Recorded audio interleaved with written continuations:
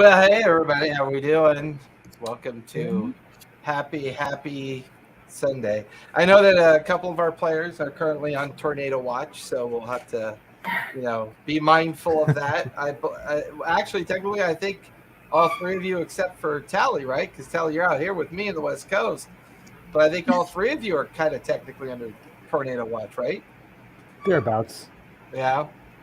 I may just dash down to the basement, so if you see the background change and run random, we're okay. We're cool. It's D&D, guys. I think we've been downgraded to a severe thunderstorm. I think our tornado warning is passed, but yeah.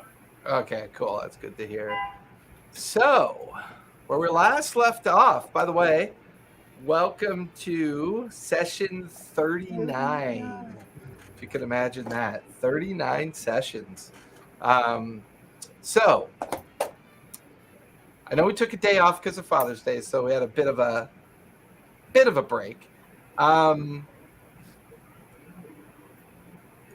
Let's talk about what happened, because the team have now made it down into the mining pits. What started off as an excursion to make a discovery of the Reach had turned into a couple individuals sneaking into a wagon, and then the wagon being diverted, and then Puck making a trip down into the mining pit and discovering the room that was being used to overlook or at least interact with the dragon creature that seems to be responsible for either guarding the egg clutches or somehow involved in whatever the makers and takers are doing within this particular area of not only the mining pit itself, but seemingly turning in Thane's Reach pretty much into a working mining, if not large town, almost city.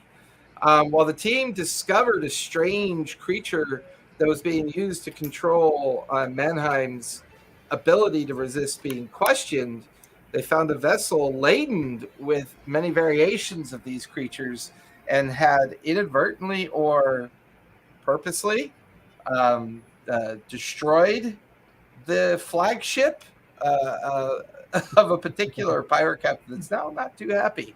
But overall, the team are currently down in the deep caverns on the peripheral of the main mining pit area that's being excavated by the copper takers and makers. And the team discovered an obelisk in the shape of a throne in the middle of this large cavern that also contains the egg clutches as well. Here, they discovered or deciphered a prophecy or some kind of information related to what this obelisk might be. And I believe we are on the morning of day 4 at this point. And by the time you guys are down here, having the conversation with the shadow creature that eventually Earthen had given the stone to and then disappeared, the dragon creature. Well, he turned into a humanoid. He turned into like a humanoid shadow kind of thing. For whatever reason, Earthen decided that it was best to give the stone over to him. And once receiving the stone, he disappeared into the ether, leaving behind the obelisk and the egg clutch down at the base of the large cavern that he was once in. It is now afternoonish. It's been a few hours since you made your way down. The discovery, the conversation, even overhearing some of the leadership of the community having a conversation about something. But for now, you guys are gathered in the deep base of the cavern. The egg clutches, a dozen or so of them around you, quite large in size. In the middle, an obelisk with the prophecy that you had read off of it, and a very, very distinct feeling that something else might be here. What would you guys like to do? Well, we ticked off the thing, and the ticked off. That's maybe not the right word choice. Check off. We marked off the list finding the egg clutch. We marked off the list possibly the Cindercrest King, right? But where is Korgoth's wife? And we've also just heard from Sibo, and we know that Mason is doing something all the way at the volcano. Watching the fire giants, I think. Yeah, And also, didn't we lose contact with Sibo after that too, though? we did. Crap. But that is really far away, and we have no way of getting there. There is an airship Immediately. in the city. Not immediately, but there's an airship on in Thane's Reach. If we could somehow commandeer that. I mean, I know you really. I fully expect you would be great at commandeering an airship spot.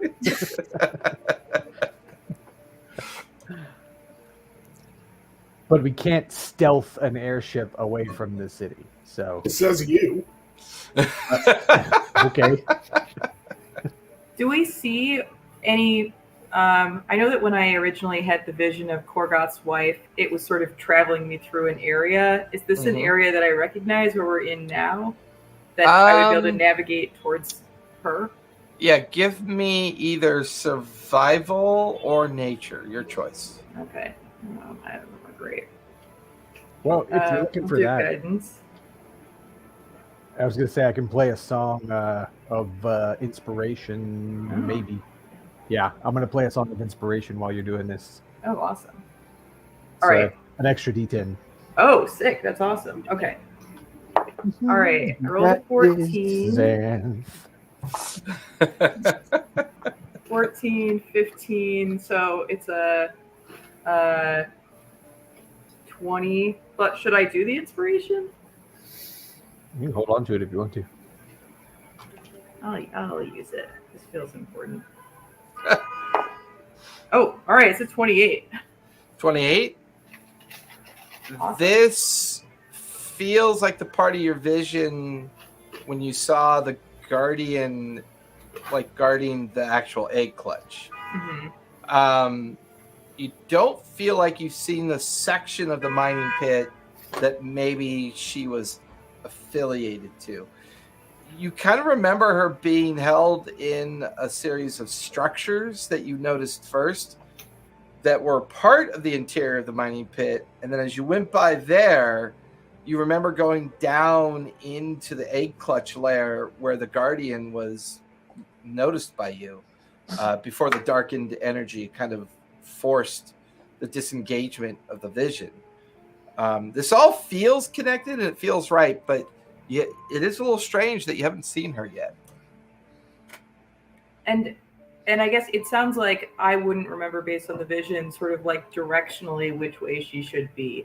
Not really. Okay. They're probably just kind of insightful ideas of where you remember seeing things.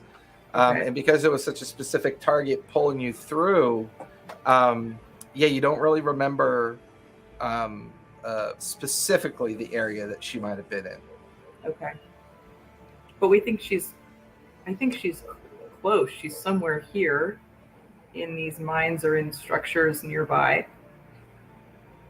But I can't remember from the vision where exactly she is.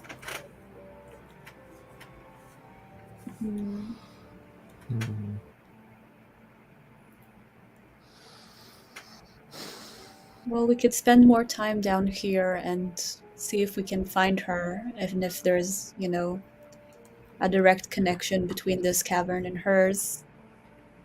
But I do feel very indebted to Zebo, and I do want to make sure she's fine. Is there any... What? I think he's agreeing with you. Oh. Yeah. He's a hungry cat, Yeah. Yes. Who was also about to waste all of our salt. Is there a way to try and connect with her again to see if maybe we can just confirm whether she needs us right away. If you scried on her, could you send her a message? Uh-oh. Uh-oh. Oh, you froze for a second there, Kurt. What was that? Oh no. I said if you scried on her, are you able to send her a message? I can send her a message without scrying on her, or I could scry I mean, on her. because you did scry on her before, like. I Oh, yeah, thought you had to like know the person to be able to send them a message. I have to know them, but I have sent to her before and I've scryed on her, so I would think it should be okay. I could send Maybe her a message. you can tell us where she is. Yeah, that's a good idea. We also could let Korgoth know that we have the eggs, because they're big, right? I mean, we don't have a way to. You said they were watermelon sized. Yeah, they're Oh, clutches of watermelon-sized eggs. Yeah, and there's about a dozen clutches with approximately anywhere from 3 to 8 eggs per clutch. I still say bag of holding. Yeah, I mean, Well, I'm not against trying to loop those into the bag of holding, but where do we go from there? It's what I'm concerned about. But knowing that we have Korgoth's wife with us, that can care for those if we. Do you guys remember her name? I can find it.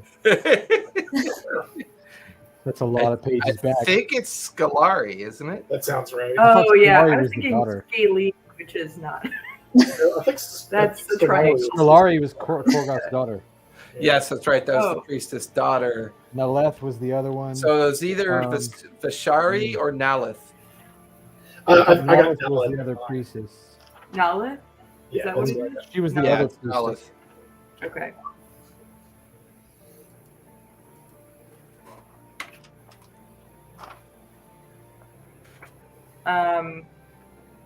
All right. Well, why don't I try? I'm getting low-ish on spell slots, but why don't I try sending to Nalith and ask her if she's all right, if anyone's guarding her, and if she can give us directions. How complicated of a spell is that? It is a. I'd have to cast it at 4th level. So Which spell are you thinking of? we have sending. well, we Because I have have levels. we have a really stealthy monk that is just chomping at the bit to sneak around this place. Yeah, I'm totally down for that. I know. Maybe there's he that other he room. could walk on walls, so Yeah. he could theoretically walk on the ceiling and be mostly even more undetected than normal, right? Like you're thinking. I mean, I hadn't thought of that, but I like it. because we're not usually in a tunnel, but we're in caverns. So, I mean, if you're on the ceiling, remember Winter and I were able to get down here easier because first we were flying, but we stayed high above everything. We didn't make any noise. But you're a sneaky guy and you can walk on walls. And we locked the one door too. So there's like a door locked with a bunch of people stuck behind it having lunch or dinner or whatever. Well, that's way up above. Yeah. Yeah. I mean, well, we have to go back up out of the cavern, but are there any doors? Have we even looked down here around to see if there's any doors? No, the only thing you guys did was begin to read the writing on the obelisk in the center of the room. I would like to scan the room, then see if there's any entrances or exits down here, Okay. or if we have to go back up and then out of there. Give me investigation as you look around. Glad I have my extra good stuff with that because that's a 19 with all my bonuses. Nice. The space that you currently occupy is mostly lit by kind of like the natural plants, lichen, and fungus that kind of make up this space. You can see bridge-like scaffolding on the ground that seems to be angled away from what looks to be an old ruined building or structure in the background. You can see the dual obelisks and a kind of strange blackened crater that sits at the base of an area between the obelisks. One is a blank obelisk, and the other one is the one that you read all that initial writing of that shadow prophecy off of it. There are rocky columns and places that seem to show signs of excavation. This place feels like it's been excavated, like it's been hollowed out. There is a corridor on the furthest back side of the cavern, a tunnel opening, and it's 10 feet high by 8 feet across. Excuse me. And it looks like maybe they were using it as the main access point for excavation down here. You can see the residual effects of like stacks of debris pile, tools and buckets and chain and kind of like wooden structures to help reinforce the tunnel. So it feels like maybe at some point they tunneled down, excavated from below, and then began to excavate from above. And then they hollowed out this whole space that seemed to not only reveal the obelisk, but also gave them the ability to hide the clutch aches down here and trap whatever that shadow form was down here that was being forced to act as almost a guardianship for the copper takers and makers. So it's a pretty vast interior space. There's the original long climb up to get to the overlook, and then which is where all the stuff was stored, right? Yes, where everything was stored up there as well. And then the overlook had a door that went out into a series of hallways and corridors and like inner workings of chambers of maybe the individuals that might be responsible for maintaining the excavation. And that was where we got into the room, right? That was, originally, our entry point. Yeah. Okay. Yeah, especially from the platform, the elevator platform that brought you down through the air shaft. You said there was an old structure there near the scaffolding. Yeah, going it's partially to collapsed. You could see a couple walls, an exposed level of floor, and then some kind of weird statue kind of jetting up from the second level of the ruins. I'm gonna point that out to the group, like, hey, over in the corner there, thank you for the dark vision, buddy, because I couldn't see anything without it. But over in the corner there, we've got, there's the scaffolding's all falling apart, but there used to be a building there. I'm gonna fly over and look at it if anyone wants to come with me. But over there also is a corridor. I don't know if it's in or out. I can't tell you. If somebody's got a better nature grasp than me, can probably discern whether that's going to go further in or maybe out. But I think it might do us some good to look what else is down here, because I'm thoroughly creeped out by what we just read on this chair. I can do a nature check, unless somebody else has a higher nature. I got +1. I think that's Pretty good. It's. Well, I have a +7, but I have a +8. see, there you go. My one strong point. So, Puck, you and It's just because I'm a jack of all trades except for medicine. You got the intelligence hat. It's intelligence based. Yes. Oh, yeah, that's right. so Puck, as intelligence you sword. and Punch Right, yeah. kind of like head over to that side of the cavern to kind of investigate the tunnel. Go ahead and give me a nature check as you begin to examine the tunnel. 26. Nice. It's interesting. The tunnel almost feels like it was naturally made because you don't see any signs of like striations or signs of like tools being used. The sides of the tunnel are kind of oddly rounded, and there's a lot of like striation marks. You get the feeling that something very large and gelatinous made this tunnel. Well, I hate that. I inform everyone and I try to think of what it might have been. Like a big worm? Is that what you're saying?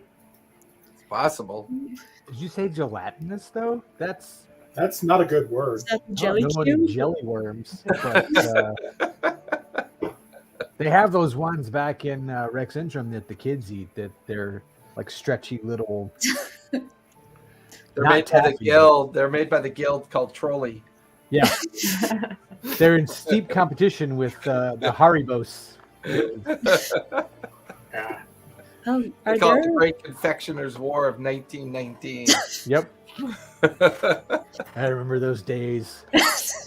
Teeth rotten, falling out on the ground everywhere. Yeah, my kind of war. So that so that sounds like it goes deeper then, yeah?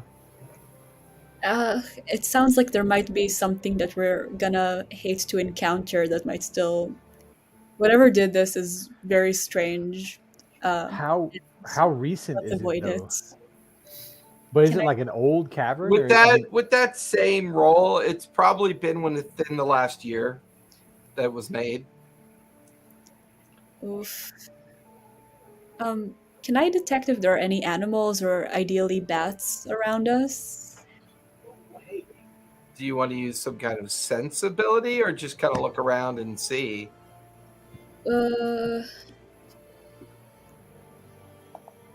guess I don't really have the spell for like detect animal right now. Give me perception and look around, see if you notice anything.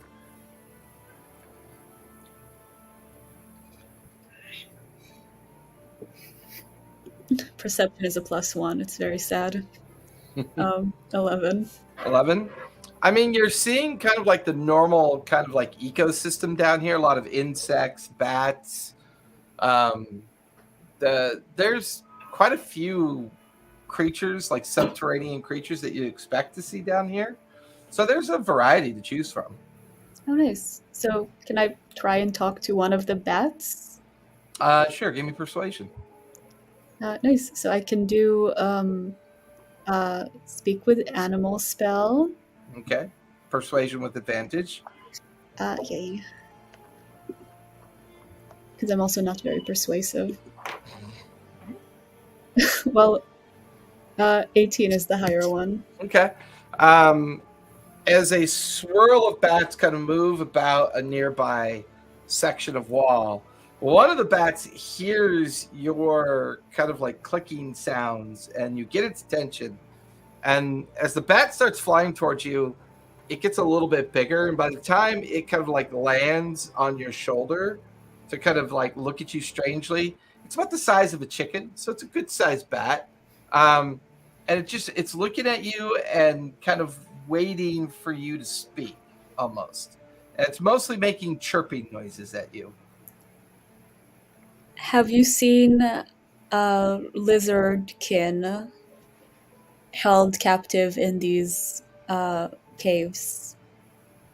Workers? Workers?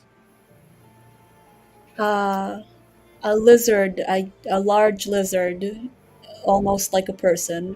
Workers? Workers? And the bat starts kind of like flying around. You can hear it chirping the word workers as it starts to kind of flit down the tunnel. I run after it, I guess. Doing, I'll be right back. I'm gonna look at the other and be like, what the heck is going on here? and Punch is now big enough no, for you. no, something's down there, and now she's chasing a bat and clicking at it down a hallway. I And think we got Punch a is, follow, Punch right? is big enough for you to ride now, Puck. So if you want, you could actually ride Punch. Oh, hell yeah. Okay. So you leap up onto Punch's back, and it starts tearing down the tunnel as you try to keep up with the bat that just chirps the word workers the whole time as it kind of leads you deeper into the tunnel. Winter is keeping an eye on the Overwatch to make sure nothing pokes its head over the side. What are the three of you doing at this point? There's no way I'm keeping up with that tiger. I trust Puck to keep. I trust Punch rather to keep Puck out of trouble. He seems like a good kitty. I want to take a look at that door that Earthen pointed out, just see if anything about it. It kind of looks like there's a statue in there, and I'm really curious as to what that might be. Huh. All right. Spot, give me investigation as you head over to start examining the remains of the structure. I mean, this could be religious. You want to come with us? If you want to toss some inspiration my way, my investigation's not great. Well, Well, I'm thank you, coming with guys. you, so I mean, I can take a look at it too. You can give But- me investigation as well, Earthen, if you're going with Spot. Yeah, I was trying to convince Xanth to follow us Yeah, on the I'll come. sense that might be religious in nature. Okay. Oh, that was a fantastic roll. So it wasn't a nat 20, but it was an 18. So And plus, what'd you get, Spot? An 8. An 8? Okay. plus 9. So that's 27 with my Okay. bonuses. So There is a lot of writing on it. Does anybody speak Infernal or Celestial? Ooh, I do. Infernal or Celestial? Both. Okay. Wow. she can read it all. She is one of those kinds of priestesses. It's like, so Earthen, as you come over and look at it, you begin to describe a 8-foot tall, kind of like statue of strange kind of, they're representative of upper body figures attempting to kind of like curl around this kind of blackened obelisk in the center of it. So it's like a statue of humanoid effigies that are trying to pull themselves out of the statue, while the center of the statue itself seems to be made up of some kind of obelisk. As you begin to read it, Xanth, the infernal writing is a containment ritual, something designed to contain a great deal of energy for the purposes of keeping something from being released.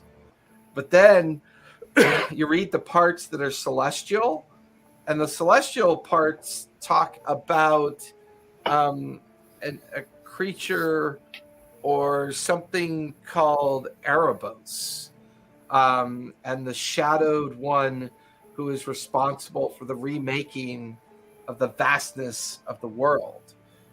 There is some parity here between this and what you read over on the obelisk that's in the shape of a throne.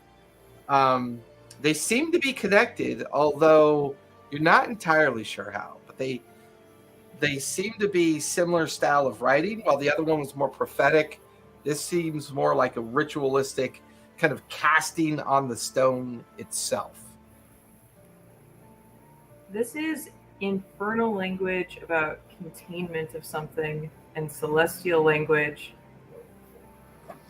speaking about Erebos. It's weird to see them on the same. It feels like an enchantment to accomplish something instead of a prophecy. It's just weird to see them both on the same obelisk. Do they look like they were written at the same time, like composed at the same time, or one was composed first and the other was composed over it, maybe? I would say with that investigation check, they look like they might have been created at the same time. The prophecy on the obelisk throne explaining the purpose of the throne, this shattered remains of an obelisk describing a ceremony. So maybe this obelisk was used as a ceremony for the throne, and it kind of feels connected. So these things are linked. I can't figure out how yet, but I'm not giving up. But I think these were all created at the same time. Was the dragon that we just released Erebos? Yeah, that was He seemed Erebos. to be, right? And this is talking Well, about. That's who. I mean, that's who he told Puck he was, Yeah. or who Puck told us he was. And he responded to it when I called him that. Do we just release Erebos on the world? I would, you talk to your helmet so much, and you haven't been able to talk to him lately. But I feel like your helmet would have an idea of. I mean, that's your religious thing, right? You religious types are, yeah. Yeah, I haven't had time to cast Commune in a while. I'm surprised that if that was primordial before the gods, that at least somebody wasn't talking to either one of you guys. Like looking at both of them. All that going into this thing, you both had these visions and stuff about, like, oh, do the thing. And then we come down here and I think we did the thing. And it's radio silence after that? Really? Yeah, that's been interesting.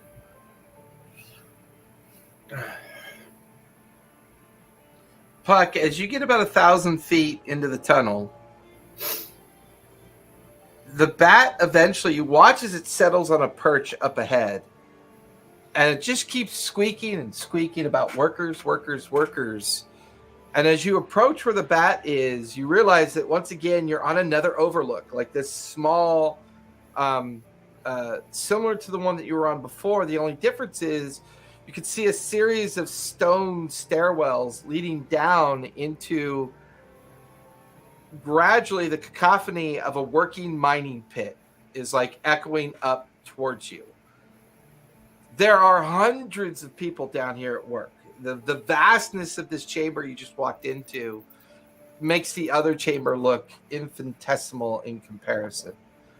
There are dozens and dozens of scaffolding erected along kind of like cavern walls, and hanging from very heavy industrial chains, you can see cages.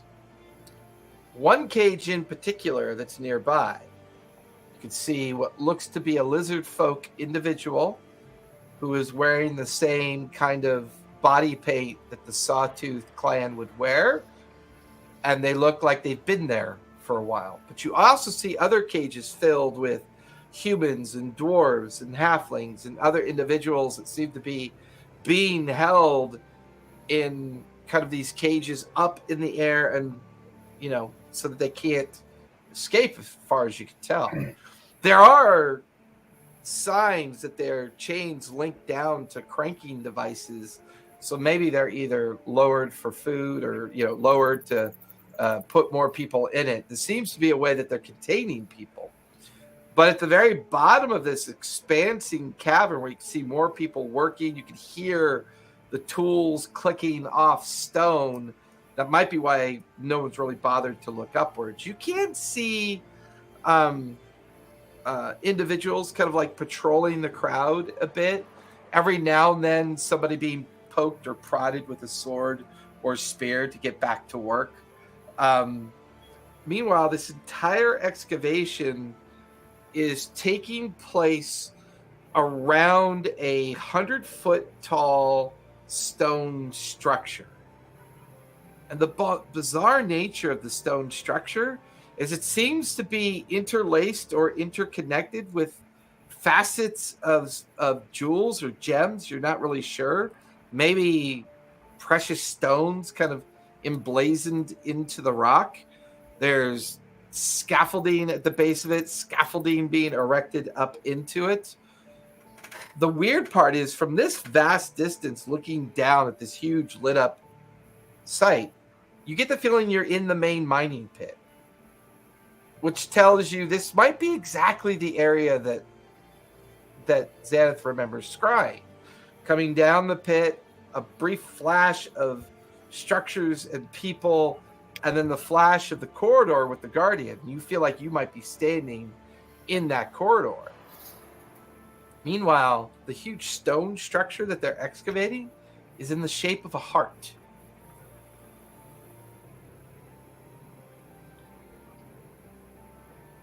You're mute. Sorry.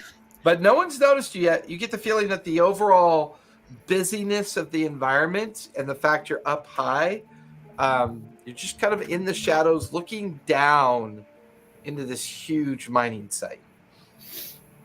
Yeah, I kind of double check that I'm hidden. Give me a stealth check in that case.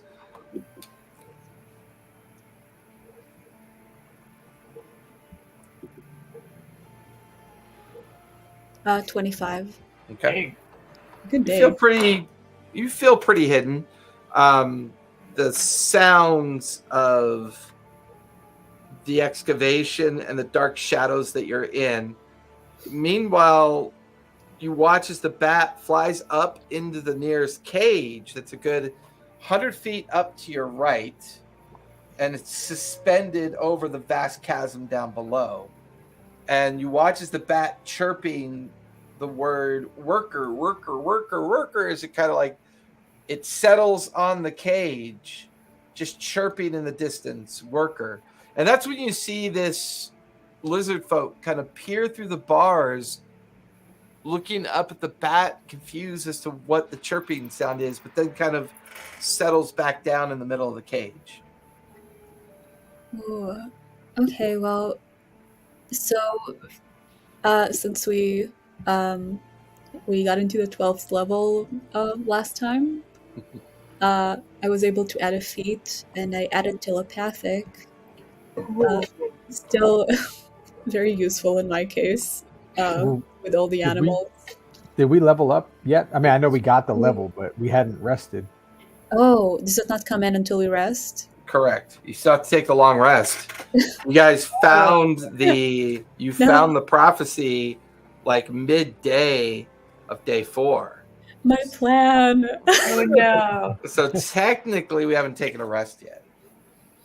Okay, I need to go call everyone else. So I guess I try to stay as hidden as possible as I kind of retrace my steps back to everyone so I can get some help and see if I can notice anything else that could be helpful. Okay.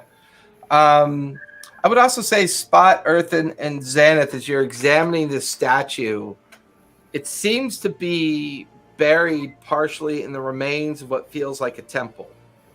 And this corner section of the temple, you can see pictographs and etchings and the sign of artistry of what looks to be from your... Well, give me a religious check, Xanath, as you begin to read the artwork and look at the story that it's trying to tell. Okay. That is... That's a 24. It's actually familiar scripture for you. Oh. There's a book that is dedicated to the understanding of the Dawn Father. And it is said that the study of light and dark is kind of a common attributable kind of discussion about the Dawn Father. Although most people feel an affinity for his worship during the early morning of each day and looking out upon that dawn and then doing their best to uphold what he stands for and bringing safety and security and the light to the dark corners of the world. There's also some of the scripture here that reminds you of what's called... There's certain points in celestial pantheon where the celestial planes were unobtainable, unable to travel to. And these were called the periods of shadow. Supposedly, an infamous Azimir who had fallen brought the riddle of what this shadow period meant. And this fallen Azimir shared this, and it spun this kind of prophetic understanding that the world is created in shadow so that when the Dawn Father exposes light on it, it shows you a whole new world that no one even knew existed. And it feels like that's what this is a prophecy about the fallen Azimir, the shadow that casts into the oblivion. The oblivion is then lit by the Dawn Father's teaching, and a great society is birthed from this reveal. There are many different variations of it to different cultures and how they interpret, but this feels like a prophecy of creation. And does that prophecy, is that all sort of come from, like, that would be the Dawn Father cleric's understanding of the world, right? To a certain degree, yeah. Their summation that it makes sense that the Dawn Father brings light into dark, and therefore dark is revealed. Mhm. This feels like a kind of extension of that belief.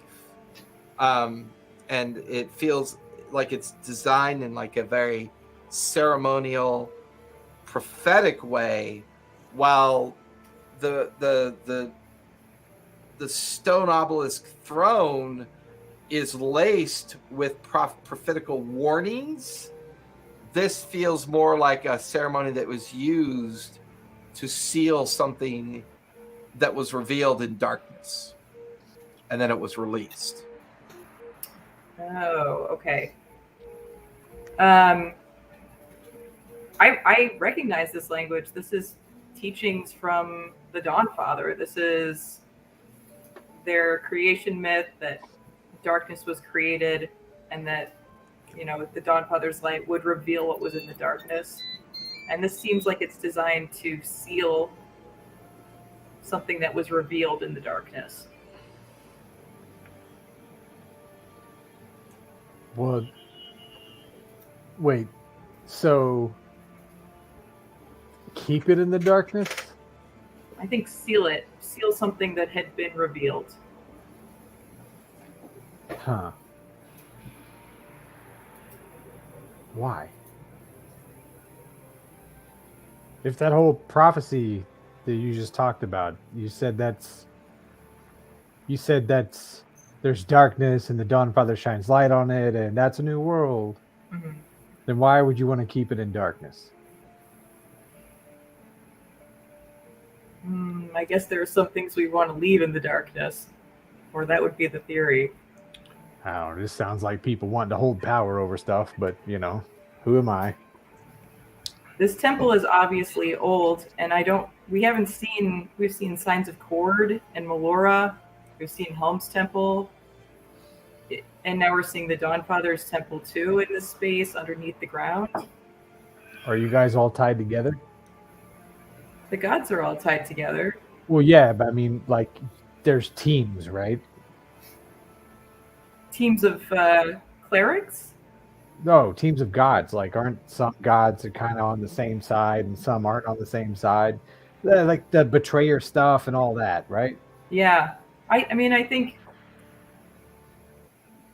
Helm is a lawful good god. The Dawnfather is a lawful good god. They're Cord and the protection. the plant lady. I don't remember her name. Melora. Sure. And the tricky guy, the one that you keep trying to commune with, that you apparently can never commune with until you have some revelation in front of a primordial being under a giant gem. The cat lord, like the cattiest of cats. Oh, I'm mixing yours up. I'm sorry. There's a cat lord, and then there's the one that you're like that you follow. Whatever. Timora, the goddess of luck. Sure. Yeah. Are they all like? Are any of these not good guys? I mean, I feel like most of mine are pretty neutral. Like, I mean, come on, name a cat that's not chaotic. But like Timora and Nula seem pretty neutral. Like, one is a goddess of luck, the other is of living things. So I don't think either one actively wants these things, but.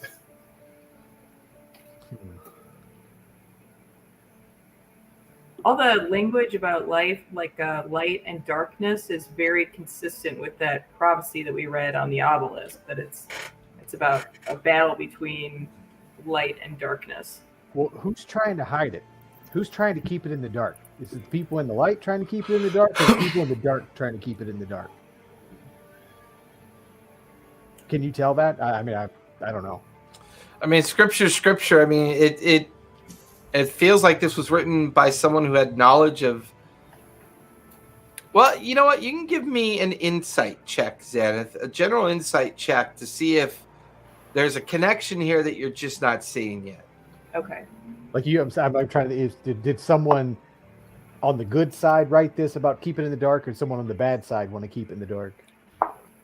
That's 23. There's two of the prophecies on the throne obelisk that you find interesting. The first one is, but sacrifice and blood they will pay For darkness thrives in endless sway.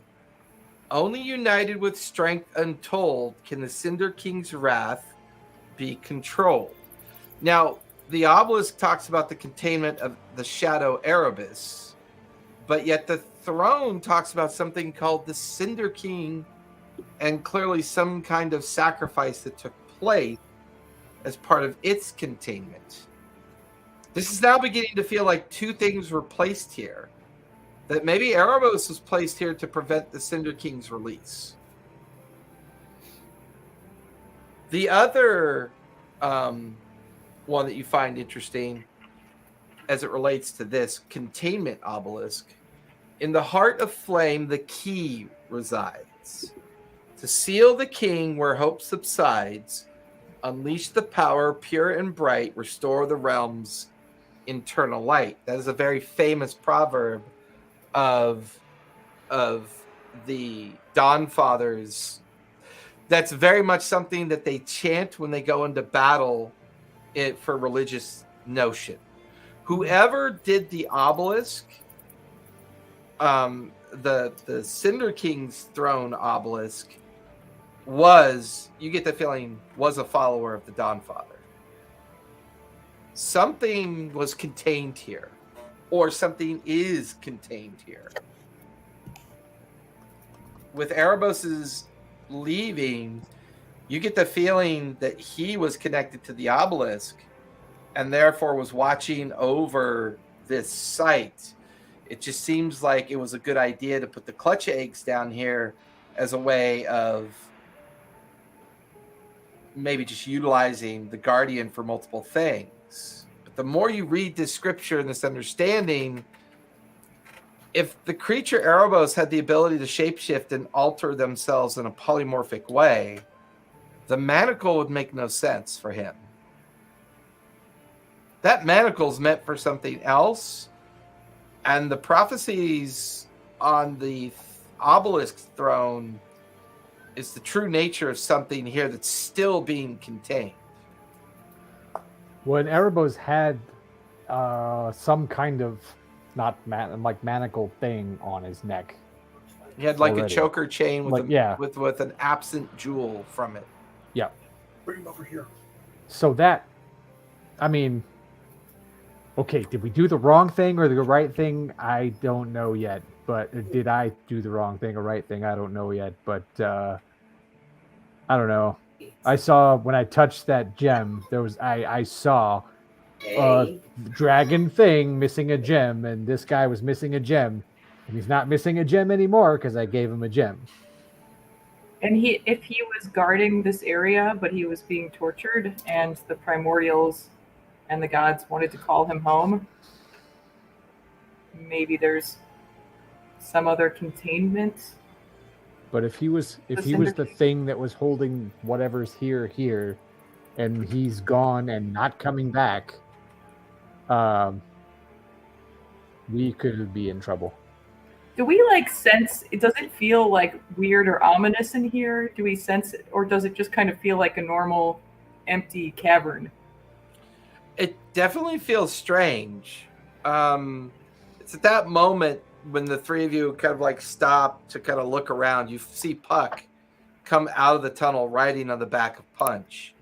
And Puck, as you come out of the tunnel, you can see the other three are up on the ruined building doing some investigating up there. You can still see Winter over on the other side, keeping an eye on the Overwatch still at this point. But the four of you are back together again. You guys! No, I found So what was that? Fish, birds, bats now too? These bats have been very useful to us, especially down here. But this is besides the point because I found the lizard lady. And, you found her? Well, I explained everything I saw there. 5 minutes later, everything that she saw, she's now kind of filling all of you in on. So everything I narrated for Puck, you guys all now know with equal expectation. Whoa. The key in the heart. The heart? The giant building in that big cavern you said was shaped like a heart covered in jewels. Yes. And there's this reference to a key in the prophecy that's reference to a key inside of a burning heart. Oh god. Well, they It could be seem to related. be hard at work digging there. I don't know how much time we have before they find whatever it is they're looking for. Or was it burning? What was it? Oh, you just said it was a stone, a big stone It heart was, covered in jewels. yeah, it was like 100 feet tall, maybe a good 50 feet in diameter, and roughly shaped like a heart, like a, you know, not like the organ of a heart, but like shaped kind of like the kind of like narrative style of a heart. So not the emoji, not the. Yeah, very strangely, and you just remember seeing a lot of glass-like striations in it, flecks of what you thought might be gems, and it all glowed with a strange kind of orange effervescence within the kind of like glassy surface of what you could see. There was scaffolding erected around the base of it. There was scaffolding kind of as if they were gradually excavating it over time. This seems to you seem to have found the main focus of what the copper keepers and the copper makers and takers might be focused on at this point. It seems like that's the main body of the mining pit. So maybe that's the heart of flame. Do we think the thing that's being dropped in the volcano is about to release the Cinder King? Because that was in fire elemental speech, right? Yeah, it was fire. It was elemental speech on the throne, not infernal or celestial. Yeah. So there was elemental stuff happening the same time as infernal and celestial stuff happening, all in this one room. And the infernal and celestial one is all crumbled and crackled, but the elemental one looks great down there, and it's also really scary and black and covered in fiery script. I feel like we're about to have a big problem shortly. Yeah, I agree. Well, All of you begin to feel slight tremors under your feet. well, okay. That's fine. And you're free to give me survival. You could try to figure out where it's coming from. Yep. Worst roll of the day. Oh, That's I mean, if it makes you feel better, I got a nat 1, so I got a 4 with my plus 3. I mean, I got an 11. Okay. That Fine. way. I got a 12 with my bonuses. It was Gotcha. a 5, but a 12 with my bonuses. Buck, 9. 9. None of us are going to survive. Yeah, I mean, you start all looking around. You could hear little bits of pebbles and small rocks falling. You can see little dust contrails. Most of the tremor is very slight underneath your feet. And then Okay. it stops. Do you feel like it stopped near us, or it just stopped completely? It just stopped completely. Okay, Spot. Let's scoop up these eggs. If she found Mama Lizard, let's scoop up the eggs, and then maybe we can go and present an egg to her to show that we're. on the Well, good. part of the challenge is that they are in cages above That- many people, so rescuing and approaching her might. Well, that is true. We want to try and get these cages down on the ground and get everyone out, or are we just trying to sneak Naleth out? Yeah, because Oh. Puck would have described at least a dozen cages Well, filled with people. you also described people being prodded to work, not people working willingly. Let's say. Yeah, that's very much like Spot's not going to. Yeah, I'm not going to leave the guys in cages. Nalith is my target, but I'm going to continue on. Can I we? wonder if we could I'm a prevent bit exhausted. Do we feel safe near this area here that we could rest? a long rest or a short rest. Short rest doesn't do me much good. Yeah. No. I get nothing on a short rest, Because I mean, begin to feel tremors again. but it's I feeling don't think urgent. this is a good time to sleep, Errand. I mean, we're way off, kind of off to the side over here. We're not, I'm trying to stay near this caverny temple thing, which I may Tremors be fade. slightly more sacred place, right? But All right, Sorry. Perfect. I have an idea that's less stupid than some of my usual ones. I'm feeling great. I don't really have any reason to sit here with you guys.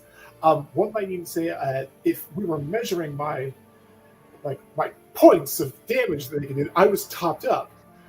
Why don't you lend me your ring, and I can sneak in there and start freeing the prisoners in cages. I'm sneaky. I can climb on walls, and I can pick locks. But how are they going to get out? Like, even though you picked the lock, That's why Are I those- borrow your ring so I can fly them down. but you you can't carry the ring of fly is for you. It's not. You All can't. right, That's Are why I these had the tremors? polymorph. actively That's why I falling had right to- now in the background. Wait, no, I thought these were the tremors. Yeah, isn't that's what's Mhm. happening? Is the tremors are And continuing? then they fade.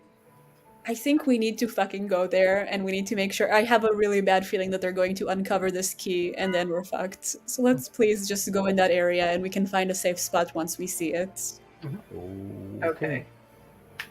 Was there anything worth picking up nearby that ruined temple outside of what we saw already?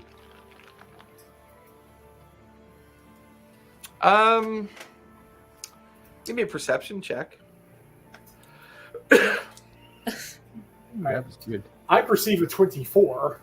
Nice. I see your 24 and I raise you a 26. Ugh, Okay. I Seven. got one up here. 27. I can't math. Sorry.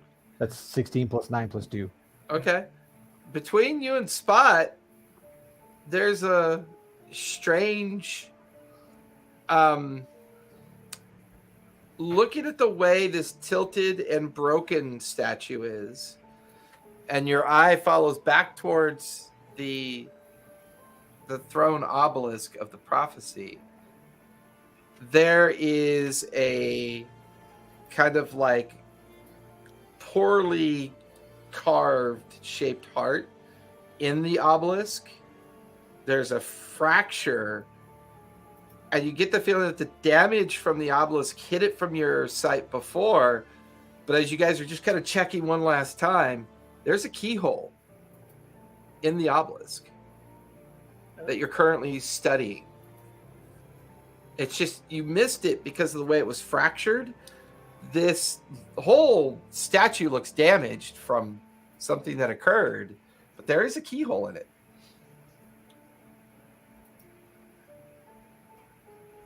Well, where's the key? It's in There's the a- heart. There's a keyhole here, but where's the key? I think they're about to uncover it, and then we're gonna be fucked. That's Ah! 100-foot tall thing. Do you think there's some tiny little key in there? Hey, don't underestimate tiny things. We've been through this. Yeah, no. I mean, why 100-foot tall giant stone thing just to hide a tiny little key inside? Only one way to find out.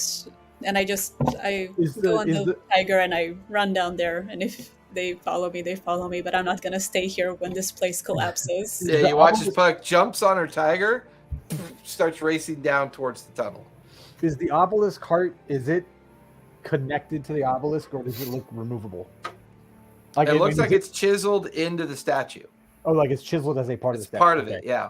It's Okay. just the way it's leaning and suffered damage, the fracture and damage on the statue itself, it kind of hid where the key entry point was. Oh. So this, I want to be clear, this thing looks like it has not been disturbed in probably centuries. Like we're probably. It looks old. Looks real old. I'm going to kind of glance over at Puck and She's gone. yeah, I'm well, gonna- where she I'm gonna follow was. Puck But, down the tunnel. yeah, I'm looking at the dust trail. Okay. Can't you With pick my- locks? What? This is a keyhole. Yeah, but do we want to? Because I was going to go the opposite and like disguise this and make it look like nothing's fucking here, because nothing good's coming out of this. Well, The crater at the base of the prophecy obelisk is beginning to glow slightly. Can you jam the Send your key? king is Can you coming jam up. the hole? Can you plug this thing? Make it. We're going to try. I mean, you jammed the other one really well for those Yeah. guards. We're going to try that again. I want to just, as much as I can, destroy this lock. No, don't destroy it. Don't destroy it. Just The jam prophecy it. Don't says, destroy in the it." heart of flame, the key resides to seal the king where hope subsides. That, to me, I would read that as like, we got to put the key in the lock. Okay, fair enough. But because you took off and you're way ahead of them now, Never mind, sorry. at full tilt, you get up to the edge of where you were before, and it is chaos down below. You can see clouds of dust from where scaffolding is falling away. You can see where the cages are beginning to swing as the tremors seem to be worse here. Where you saw the huge structure that was being excavated, there is an orange growing kind of like flame-like light beginning to oscillate around the structure. And now you can see chunks of debris kind of like falling from the structure. People screaming and yelling, and you can see streams of people trying to find exits and ways out of what looks to be a slowly collapsing mine pit. Fuck it, no. Spot. We got to get the eggs. Here. Do you think Okay. you want me to do that, I or do you guess- want me to go free Nala? I can do that by myself. Okay, you go. I'll get the eggs. I'm gonna start scooping the eggs into the All right, so haversack. Earthen, you're starting to scoop the eggs and trying to get them in the bag of holding. Spot, you're going to take off after Puck and see if you can get to Nalith. Yep. Puck, after seeing all this, anything you want to do? Try and start to release the lizard folk. I guess I'm gonna call on the coin drake. Oh, fuck! Oh, He's fuck just like indeed. flying along. What the fuck are we doing? What are we doing here, Puck? Oh, we need to save those lizard folk as soon as possible. Okay. How? Let's. I'm gonna go on the dragon and fly towards. Try to like as stealthily as possible in this chaos. Fly over. To Give the me a stealth cages. check. As you leave Punch down by the overlook, you're now flying the Drake up, and every now and then. Go ahead and give me a deck save with advantage because you are on your coin dragon. Oh yay! Because that was not a good throw. Okay. 20 is the highest one. Okay. You just miss like a chunk of rock that goes right by you and Lunch. And you can feel the air draft kind of like as it goes by. And then down below, it shatters down in the mixed crowd of people fleeing and other activity going on below. You watch as a huge scaffolding that was up on the cavern wall breaks loose. And just like dust and debris across the cavern floor. You can hear people screaming and yelling in fear and terror. The cage is swinging. You and Lunch come up by the cage to see 6 lizard folk and 2 dwarves. They all look in terrible shape. However, of the lizard folk, the one with the body paint of Sawtooth's clan looks a lot like Nalith. Okay. What is that? And you watch as the lizard folk pulls herself over to the cage to see you kind of hovering there with Lunch. And who are you? I'm with the Sawtooth clan. Your husband sent us to get you. Lunch, can you use your ice breath to try and break the lock on this? Sure. Yeah, I could. I'll give it. You just like he just cone of like frost on the lock, and he watches the lock shatters. Oh, wait, I'm so Spot. sorry. Go ahead. I just realized the page I have of his says cold, but we said that it was electricity. Either or. It's not a very robust Oh. lock. It gets shattered by Okay. whatever breath weapon he puts into it. It's at that point when you do that, and you realize you're like about 100 feet up in the air, and the door is now open. The lock shatters, and the metal latch comes loose. It's at that point down below you hear Punch start growling at something, but then contains himself as Spot arrives on the edge of the overlook. He had sprinted through the tunnel, and Spot, as you skid to a halt, go ahead and give me a dex save, please, Spot. Dex save. You actually do that. Okay. Sorry, it's not cooperating with me.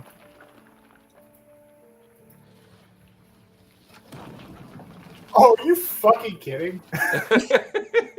I get advantage and I rolled 2 1s. That's a 2. Oh, no. So you watch, Puck, as Spot comes to a halt right next to Punch. Punch needs to make a dex save as well, please.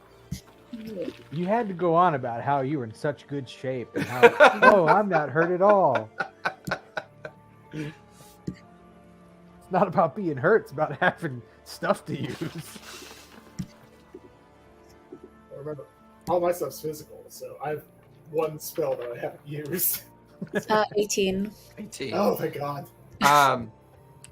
Well, you're smashed. Punch not him. leaps out of the way just as a huge chunk of rock just hits and bounces off the Overwatch. Spot, you'll take 19 points of bludgeoning damage from the shatter of the rock. I believe you can uncanny dodge it, correct? I can. Let me find my... I think that's a key point. Yeah, if you can't uncanny dodge it, then you'll take half damage. Uncanny dodge. Where are we doing here? So it might actually... So, Puck, you're now up on lunch. The door is busted open. Spot is now below, but the chamber here is getting more... not only is it getting more dangerous as you're watching huge chunks of debris falling from the sides of the pit, but you're now watching as that huge site that they were excavating is beginning to flare with flame-like light. And you just watch as a fracture of, like a portion of it fractures, and then you watch as lava comes spitting out of one of the fractures, kind of arcs up with almost kind of like a laser guided kind of like bright orange red, and then you can now see lava bombs kind of collapsing down as this structure is shaking and the ground is shifting, and it's just chaos all around you. Spot, as you look up to see where Puck and Lunch are, sure enough, to Puck's credit, the chain runs down to a crank system. It looks like all you have to do is scale the wall for about 60 feet, and then there's a ledge where the crank sits. And it seems like they're all designed this way with steel ladders running up the side of the walls up to where the different points of the crank are. For you, it would be relatively easy to get to where that first crank is, up by the cage where Puck is. Okay. I was looking through. I do not have uncanny dodge, so I've taken that damage. Am I Yeah, right? 21 points of bludgeoning damage from the rocks. That was 19. Oh, sorry, 19. You're fine. Like, let's get that cleared up. But yeah, I'm going to kind of eye that ladder. I'm just going to dash up. I don't want to say dash, because I'm not, but like run up as fast as I can to that point. And What are you doing? gonna try to start hurting the people in cages to a. Is there like a? I'm trying to think. You have to drop the cages first, don't you? Yeah, but so I need to get up to that. Safely drop the cages. Let's. So I'm going to kind of clamber up there to the mechanism. Sorry, that's mostly me trying to find. Give me a strength check as you see how stiff the crank might be to start lowering the first cage. God damn it! That's a 5. 5? You try to jam the crank over and it doesn't budge. All right, let's see something if I got. Back in the Cinder King's chamber, Xanath and Earthen, what are you two doing? So far, Spot took off to follow Puck. you've lost track of Puck. There's a soft red glow emanating from a blackened crater at the base of the Prophecy Throne obelisk that seems to be getting slightly brighter. The sounds of most of the collapse are coming up through the tunnel, and you get the feeling that you guys are just feeling the tremors up here of whatever's going on down in the direction of where Puck and Spot went. I'm been collecting the eggs. That's right. You're currently like with the haversack, just sweeping it over each egg, trying to scoop them all in there. okay. Yeah. Give me a strength check just to make sure you're not running any Ouch. problems with that. Yeah. Ouch. Is Winter is there as well? Could she be helping with the egg? Yes, so you'll have advantage. We'll say that Winter and Earthen are trying to collect all the egg clutches. It's a good call. Yeah, that's a 10 because I have a -3. That's fine. The DC was I put the DC at a 10 just as a way to make sure you weren't, struggling to get these eggs free. I'm not making omelets, man. With you and Winter doing this, you're looking at a solid 30 minutes to get all these things collected. And I'd say you're about 10 minutes into your effort. So Xanath, while Winter and Earthen are trying to gather up all the eggs, what do you want to do? Well, I had run after Puck, which in retrospect may have been a mistake. But so I think I ran over there and probably. So you're heading up. So after Puck and Spot went that way, you're heading up that way as well? Yeah. All right. Give me a dex Spot save just as you get zoomed into the past main us. tunnel. All right.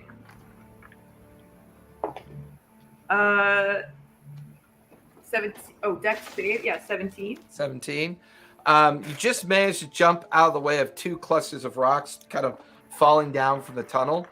As you get to the end of the tunnel, you can see Spot up on a ledge trying to get a crank to move. You can see Puck up above in the air on lunch, and you can see that there's a door hanging open filled with about a handful of people from this angle. I mean, it looks like Spot is trying to get that crank to unfurl the chain, and then that would lower the cage low enough to maybe figure out a way to get them across and over into the tunnel. But there's at least 11 other cages as well, and similar kind of like precarious setups. And everything I described for Puck and Spot, you're seeing this all unfurl down below as well. And is the crank gonna bring down all the cages? It looks like it's only brings one down at a time because there's other ledges with other chains and other cranks. The one that Spot's working on is just connected to the cage that Puck and Lunch are up by. Can I maybe if I can crouch in the tunnel where it's dark, I can activate fly and then go try and release another cage? Sure. As you activate your fly ability, you take off up in the air and you float up past Puck. You and Spot watch as Xanath flies by the two of you. Spot, go ahead and give me another strength check as you try to continue on the crank. Before I do that, can I look at that and see if maybe I can free it up with either my thieves' tools, like if I have some oil or some... Ooh, yeah, I'll say you can. That'll That'll give you advantage. I'm okay with that. Xanath, give me perception as you start looking around for other cages to focus on. Okay. Okay, that was a 15 on that one. Okay. That is, the first DC was a 12. The second one was a 15. So once you put a little bit of oil on there that you'd gotten from Gnomewort, it freed up the pin. The pin pulls out, and now you're lowering the cage. Puck, you're watching as the cage begins to lower. Xanath, what'd you get for your perception? 22. 22. So as you fly, you count 11 more cranks evenly spaced out. You could see that each of the other cages are filled with at least anywhere from a half dozen to a dozen individuals, all kind of like screaming and clamoring. Meanwhile, deep in the mining pit itself, a good solid 100 feet below you, you could see that with everything collapsing and falling into the pit, people are racing and trying to get out.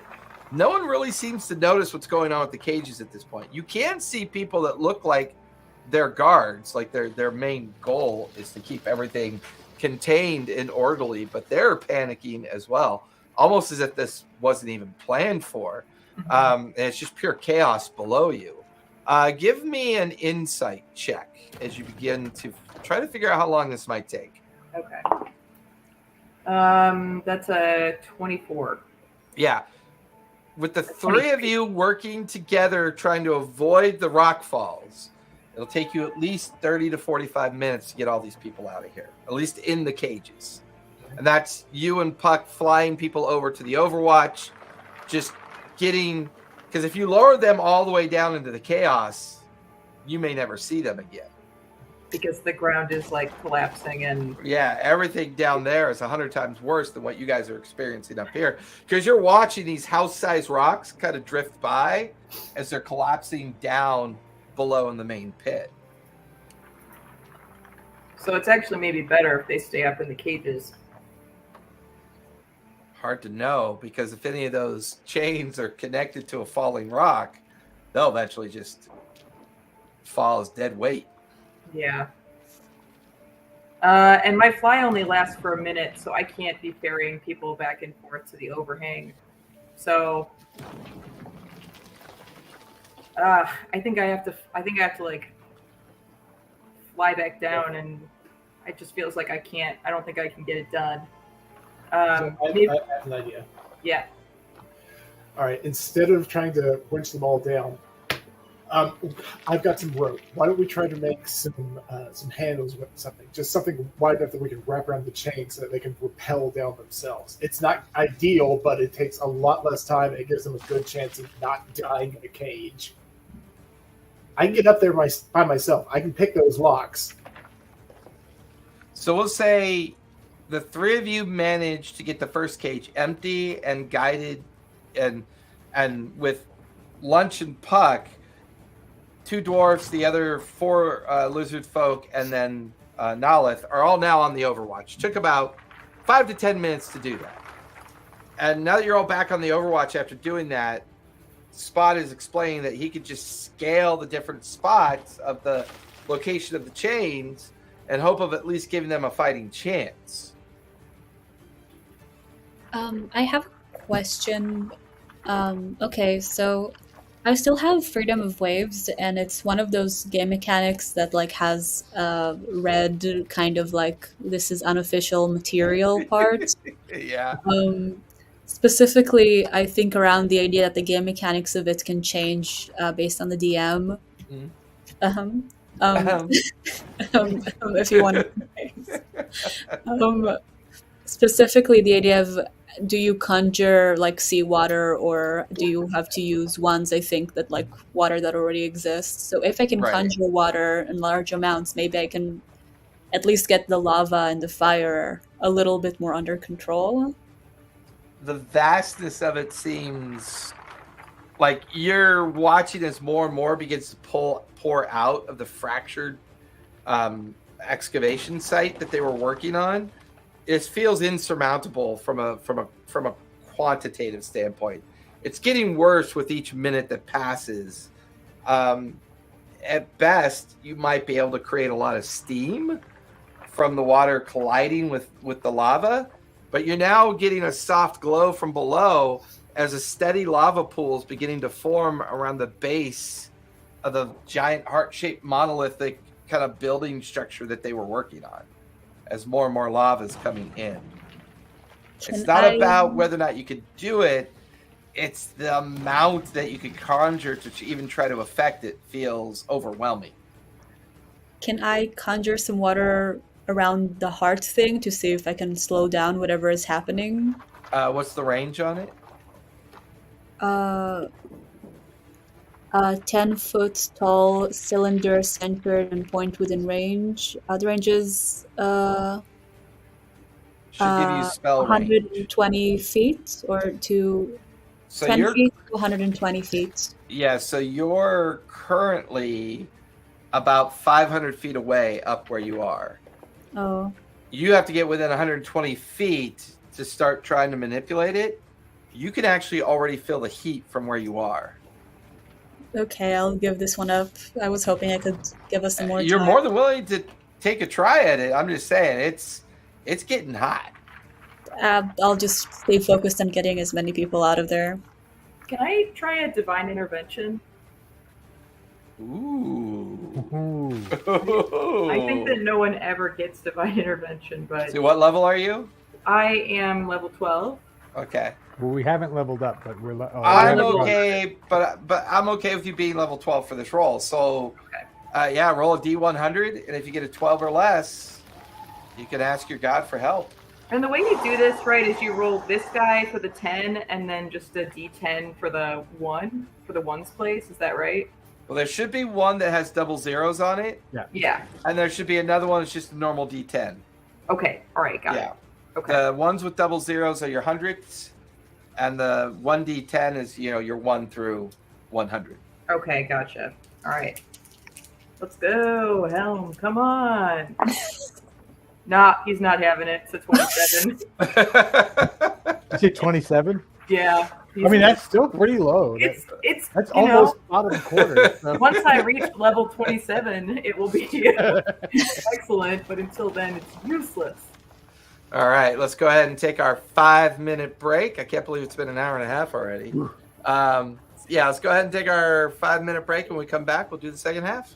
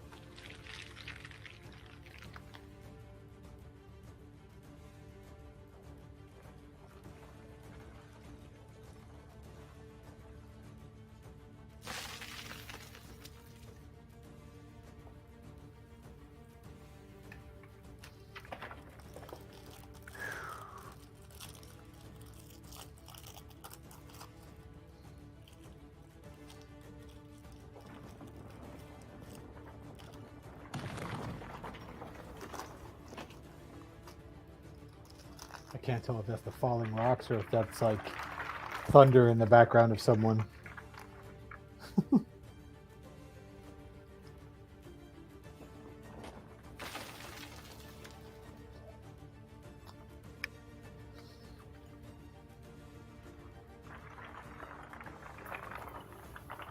As far as I know, that's just the background, Kirk. Yeah, it ain't me. But as I said in the chat, my power did flicker, so I might disappear unexpectedly. I have an idea for now, but I don't know. I don't know if it's gonna work.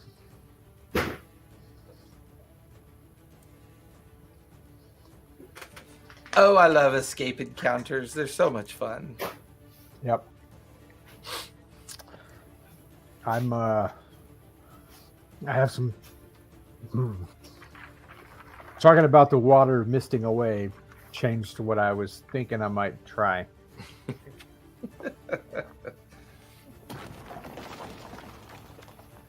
I mean, Puck had a good idea. It was just the volume of lava would make it almost insurmountable, and she's got to get down in there as well. So there's an inherent danger to that. Well, yeah, I've still got an idea. We'll see if it works. But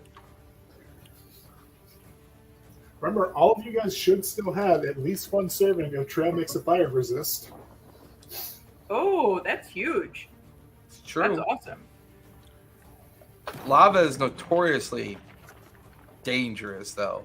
It does a lot of damage. I also have absorb elements still. That's true.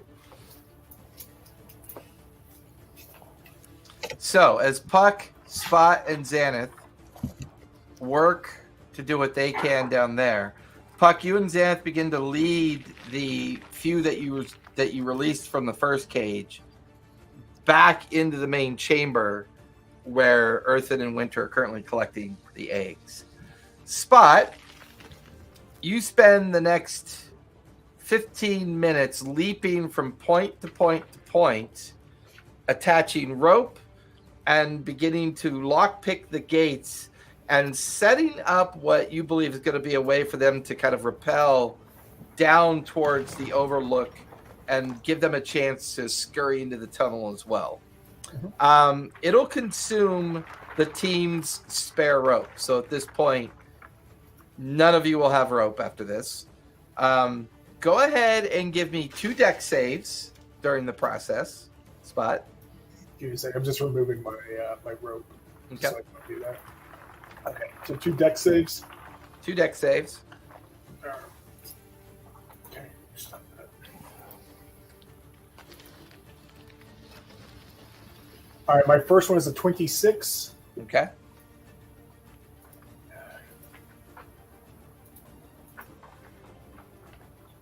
My second is a 28. Okay. Now give me a general sleight of hand, which I'll use as your main number against the DC of all the locks, with advantage because you do have lock picks. Okay. All right.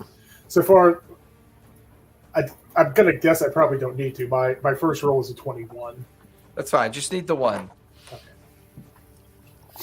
All right. So that'll consume some time. Puck, you and Xanath eventually make it back into the egg clutch chamber, where it's been about 20 minutes now. Earthen and Winter are a little over halfway done. They've gathered up half of the eggs at this point. You then watch as the Nalith is now doing her best to guide everybody up a series of like earthen crawl and foot trails that lead back up to the top of the Overwatch. Because from above you couldn't see it, but from below you could see that there is an actual way to egress back up towards the Overwatch. And she is now leading the other lizard folk and the 2 dwarves up that as she senses the need to get out of here. Both you and Puck would also notice at the base of one of the obelisks, there's a growing kind of ember of red and orange expanding out of the crater and around the prophetic obelisk, the one shaped like a throne. You'll also notice as well, Earthen, your passive should be good enough, that the writing of the prophecy is slowly turning into flame. I don't like that writing. Hurry up. Naleth, we could use your help down here. I'll get us out of here. You have to trust me. She's halfway up when she has the others continue upward as she comes back down to gather with the rest of you. I know the importance of these eggs. We have to save the eggs. Oh, the clutch, of course. And with her added help, and I'll say if Puck and Xanath want to help, Yeah. you guys can get the last of the eggs in by the time Spot will be done in the other chamber. So while the three of you are working together, the earth tremors are getting worse in here, and now the structures in here are beginning to fracture and come apart. So I need deck saves from the three of you at this point.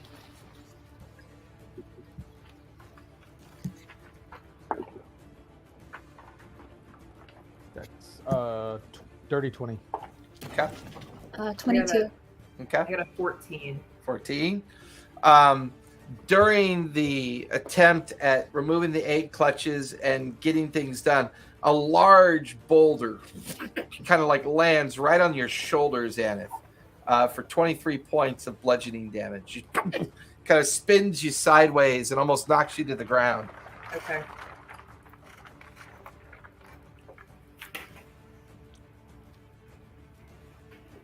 That Spot, you wrap up what you're doing out in the main chamber. You managed to successfully free. And now for the three of you, you're watching as a steady stream of humans and goblins and dwarves and gnomes, all that have been freed by Spot, with Spot kind of like surfing the tide of them running through the tunnel. And all of you are back together again. You're watching as all of these individuals that were freed are clambering up towards the upper Overwatch at this point, knowing that that's their primary way out.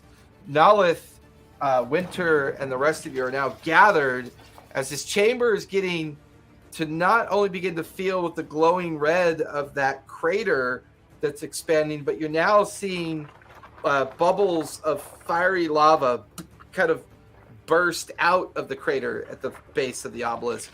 Back down the tunnel, there's a steady growing red and orange flame light, as if the main excavation chamber is not only filling with lava, but it's getting more prominent in that direction as well. It almost feels like you're inside of a volcano that's about to erupt. We got to get out. We're all in the same room again now with all. Correct. With You're people, all right? in the egg clutch chamber as the last of the eggs are put away, and you're watching the last of the people scurry up the side, heading up towards the Overwatch. Okay, Spot, Puck, come here. You're mute, by the way, Spot. Okay, Spot, you really like being a dragon. I can't make you a dragon. I mean, I can make you a dragon. That wouldn't help us right now. But I have an idea. But Puck, I'm going to need you to talk to him, because when you were a bird, we couldn't get you to do anything. Darn. No, I mean, I need you to talk to Spot. No, yeah, sorry. This is, You can yes. talk to Bet, you talk to everything else. Okay. You just Spot. hear Winter's voice. Are you really doing what I think you're doing? Okay. Spot, are you ready before for we do this? Let me ask: have I noticed the prophecy, the edge prophecy, kind of turning to fire? As All of you are noticing that it's about halfway done. Okay.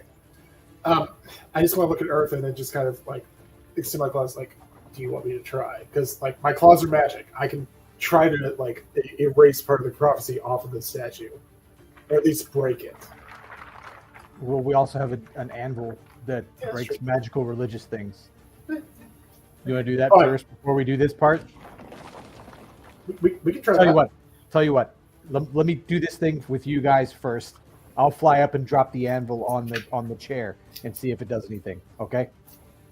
Okay. Because if it doesn't work, we're all going to die in this room. Okay? So I'm going to cast polymorph on Spot and turn him into a boulette. Spell Okay. because I'm not going to know what that is. It's like a Bullette. It's like a armored mole thing, right? So you can start tunneling out, but I need Puck to tell it to go to the surface. That's why I couldn't. Gotcha. Okay. Yeah. So you're concentrating on polymorph. Spot Yep. is now a bullet with Puck, Xanath, and Winter attached to its back. Puck, you're using the animal language of the bullet to kind of like guide Spot. And Spot, you just have this innate natural feeling for digging. Like you don't know why. You're just suddenly this big, heavy, armored creature that just wants to dig. And there's something whispering in your ear, almost like guiding you to dig and nudging you. And you're just going through this solid rock like it's butter. And you're just coursing through it like it's no problem. Every now and then the ground trembles a bit, but you feel like that's getting further and further away. The people Suddenly- can follow them out, right? Huh? The Bullette's leaving a tunnel that everyone can follow out, right? Well, I mean, half the people are going up towards the Overwatch.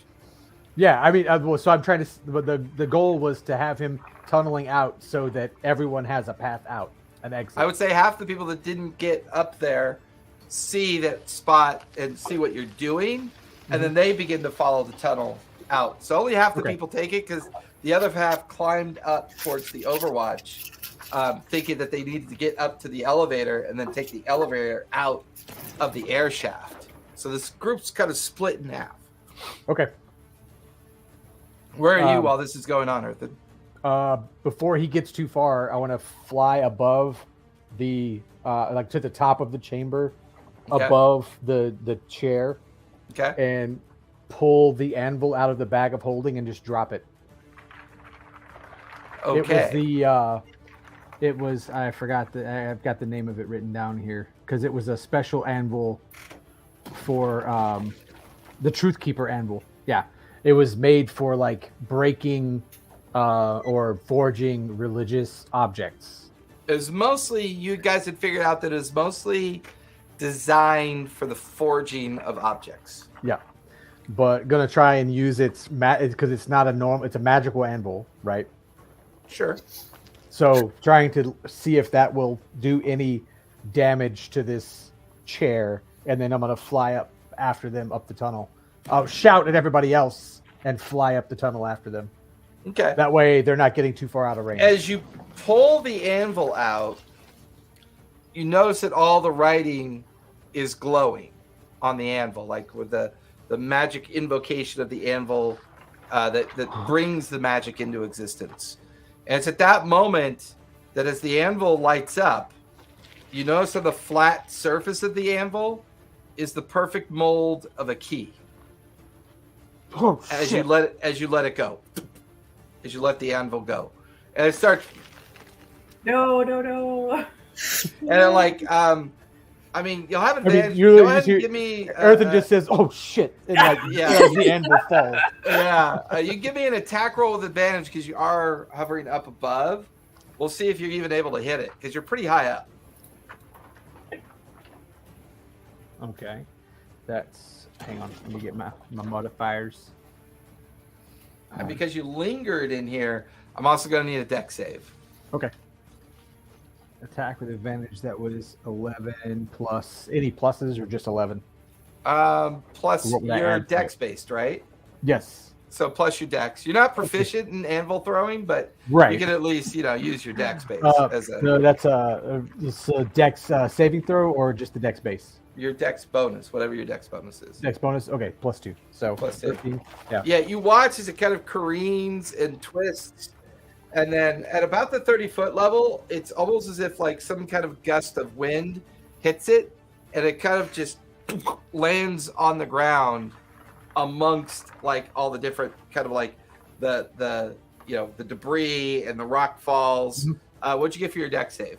15. 15? 17. Sorry, I forgot 17? my proficiency bonus. Okay, you watch as a huge house-sized rock just barely misses you as you were kind of calculating dropping that anvil. Fortunately, it doesn't hit the throne obelisk, and it's just sitting down there on the ground. It doesn't look like it suffered any damage either. So I'm gonna whistle at the other group and just shout at them like, up the tunnel, we'll get out, and take off up the tunnel after the team. Like I'm flying to catch up with them. Okay. You're not gonna try and pick back up the anvil. There's lava there. You have the trail mix of heat resist. Well, it hasn't hit it yet. It's just sitting in the ground and the debris pile, but I leave it up to you. Okay, sure, yeah, let's do it. All right, give me athletics. I'm gonna go down and try and scoop it. Yeah. Okay. Ooh.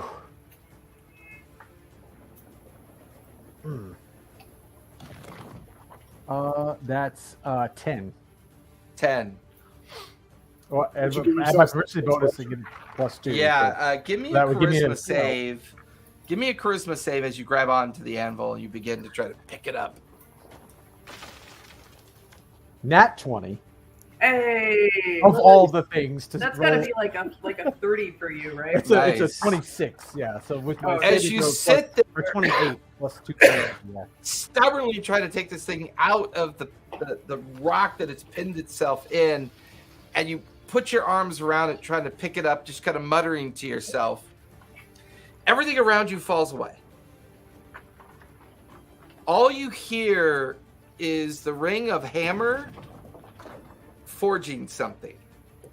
You could see this huge dwarven individual hovering over a familiar looking anvil.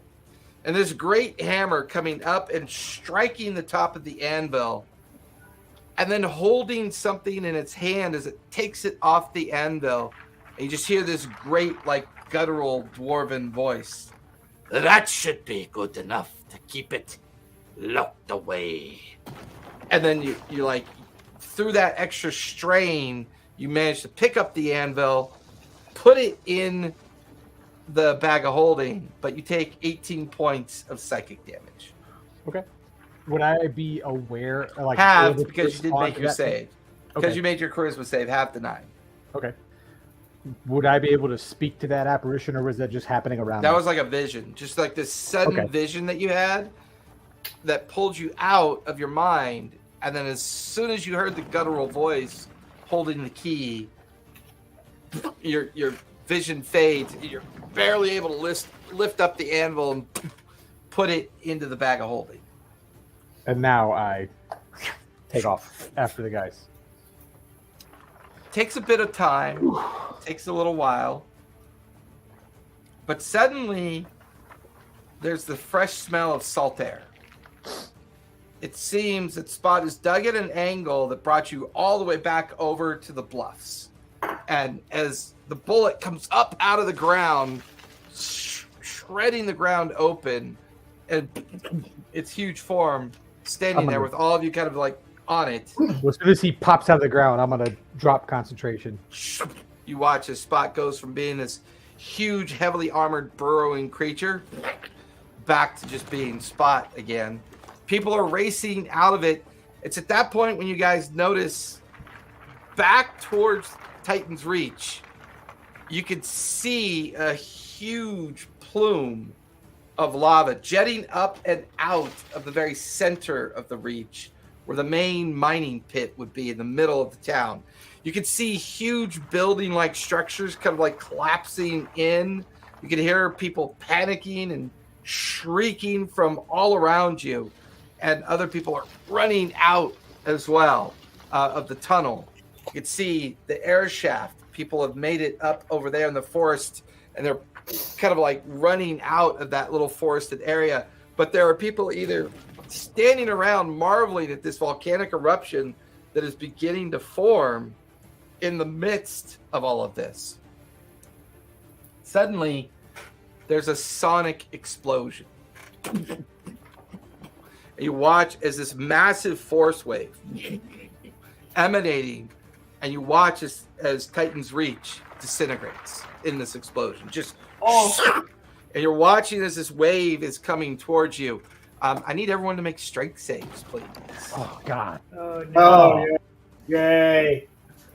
Yeah, sorry The thing about that that. we're all the God best damn it. at. Everyone loves me so much. 4. Hey, Oof. that was a great roll for. Oh, nat 20 for 21. Nice. Do you want I to rolled share? a 17 minus 3 equals 14. Fuck. 9. Somebody want to roll for winter? Sure. No.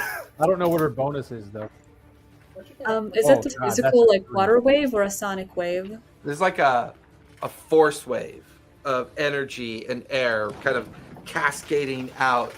Xanath, as you stand there watching this happen, and all of your 4 companions are staring outward as well, the city disintegrates. It's just gone. This huge plume of flame just jettisons upward. You can see this like ash and smoke going upwards as well. Since you're the only one that made your strength save, as you watch all 4 of your friends get knocked unconscious, as they are all at 0 hit points the moment that this wave hits.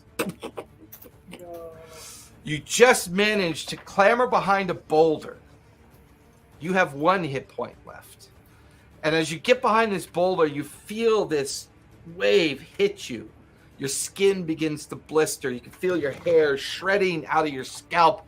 You can see that the heat and force is bending your armor and warping it as you just lean into the boulder, watching this force come out. Can I be trying to throw up the hut as this is happening, like around my friends? Ooh, I like that idea. Give me a concentration save. Okay. See if you can manage that. 15. Okay, DC 15. I like it. I put it right at a DC 15. Okay. So it's at that moment you cast Lehman's tiny hut, and you begin dragging and throwing your friends in there as this thing just in. Before long, you're even dragging the unconscious form of Punch inside as well. Nalith is being dragged in, but you watch as everyone else who was rescued just got vaporized, just turned to ash, meat, and bone from the heat and the force of the explosion. You feel it rolling beyond you, just disintegrating everything as it rolls out and out and out from this point. As you are the last one about to get into Lehman's tiny hut, because I say you're half in, half out, using that as a way to kind of drag everybody inside and try to get them all together. As everything kind of is unfolding around you, the pyroclastic flow of cloud that now emanates up and begins to descend down back towards the ground. There's a form that begins to writhe in that smoke and fire that hovers out there. First, you see a face so large, like commingled in with the flame. As you begin to watch the largest fire elemental that you've ever seen in your life begin to coil and maneuver up out of this force of destruction. And as it does, and it just rises up and up and up, this huge form just takes a moment to hover there. And then you lose sight of it. Darkness, the ash, the smoke begins to kind of fall down on you as you duck into Lehman's tiny hut with all your friends unconscious, Nalith unconscious as well. And all you could do is just wait precious minutes as rocks bounce off the hut. You watch as ash begins to fill up around it. You watch as the ash gets as tall as the hut, covering it underneath 12 feet of ash. And before long, the sounds, the explosions drift out of your mind as you are now pretty much buried under all of this. I'm going to throw up Twilight Sanctuary, which gives everyone temp HP to pop back up. Okay. What the fuck? And then I'll do a heal, which I think I can distribute to everyone. Suffocating in here. The temperature management is odd. There's a sense that it's hotter than it should be. All of you cough and hack, stirring back to consciousness. Yeah, you're inside of Lehman's tiny hut. Everything smells like ash and smoke. You're covered in it, like it's fine, like a talcum powder over your body. What? Just how that much? continuous low tremble of the ground. How much temp HP did we get from? 10. 10? Let's see. No, wait. Give me 1 sec. So it'll be 1d6 plus 12. So it'll be 14 temp HP. And you feel for the familiar coin in your pocket, Puck, as when lunch was wiped out, he went back into his coin form and automatically goes back into your pocket. Mm. And I'll also hit everyone with the healing word, which is going to be 1d4 plus 5 because I'm low on spell slots. It's okay. Save that. I'll use mass cure wounds. Oh, amazing. Yeah, that's 3d8 plus 2. Oh, that's awesome. Yeah.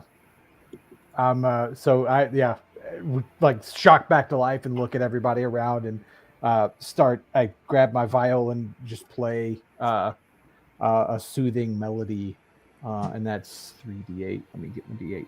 All right. While he's doing this, can I take stock of what kind of food stuff we have? And I'm going to just try to throw something together for everyone. That's Okay. 19. You have your 19 basic HP for essentials everybody. and your cooking kit. So you could put together a quick meal if you wanted to. Yeah, just something to kind of keep my mind on this and get something in everybody's belly. Okay. So it just healed everyone for 19 Gotcha. Nice. HP. Me too. Nalith kind of gets up. What has happened? What are we? Why is it so dark in here? The clutch is safe, Nalith. Oh, Korgoth searches for you. We got here before he did. What? Is that my imagination, or did that mining pit erupt into volcanic ash and flame? I saw the Cinder King, something huge, a fire elemental, stepped out of the mountain, the hugest fire elemental I've ever seen. And we were just covered with ash. Everyone was vaporized. This is apocalyptic. I don't understand. I don't even know what that is. Did the ceremony of the Obsidian Gate work? I don't know if this As far is as we know, it was something successful. else, I think. And did the gift of the gods get delivered upon the sealing of the gate? Was that the stone from the flower? That's Scalar. Oh, yes. Yeah, the stone was delivered. had it. Good. Then the ceremony worked. Now all you need do is to take that as an offering. Oh, shit. That's the offering that you're supposed to give to the fire giants. That prevents them from summoning the fire titan. It would have been great knowledge about 5 days ago. I would have thought that my husband and the priestess would have filled you in on that notion of it. Nothing about the stone. We saw it, or who was it? Earthen saw. I had a vision when I took the stone. I had a vision of the clutch and a dragon-like being guarding the clutch with a missing stone within a chain, like around its neck. And then we ran into this big primordial guy holding up a really giant stone in the middle of that misty area that was also portals to the Feywild. And he told us to take the stone down and return it to its rightful owner and all that good stuff. So You know the big dragon thing that was down guarding the clutch? I don't know what that was. I just knew it was there. And I knew His name was Erebos. Erebos And is not a name that is familiar to me. he was being controlled by the gnomes in the area with these worms on his body. I don't know if you ever saw the worms being used on anyone. I had seen those being used on some of the other folk. His whole body Mostly was for covered with purposes of getting information from people. Yes. Well, we feel they were controlling this Erebos with the worms. So we freed him of that control and delivered the stone to him. Interesting. And he disappeared, by the way, after that. Why did my husband and the priestess not have you take the stone to the fire giants? That doesn't make any sense to me. Well, we saw the fire giants, and they got like a giant. They performed this ceremony, and this big giant egg thing came out of a the statue. stone is supposed to prevent that from happening.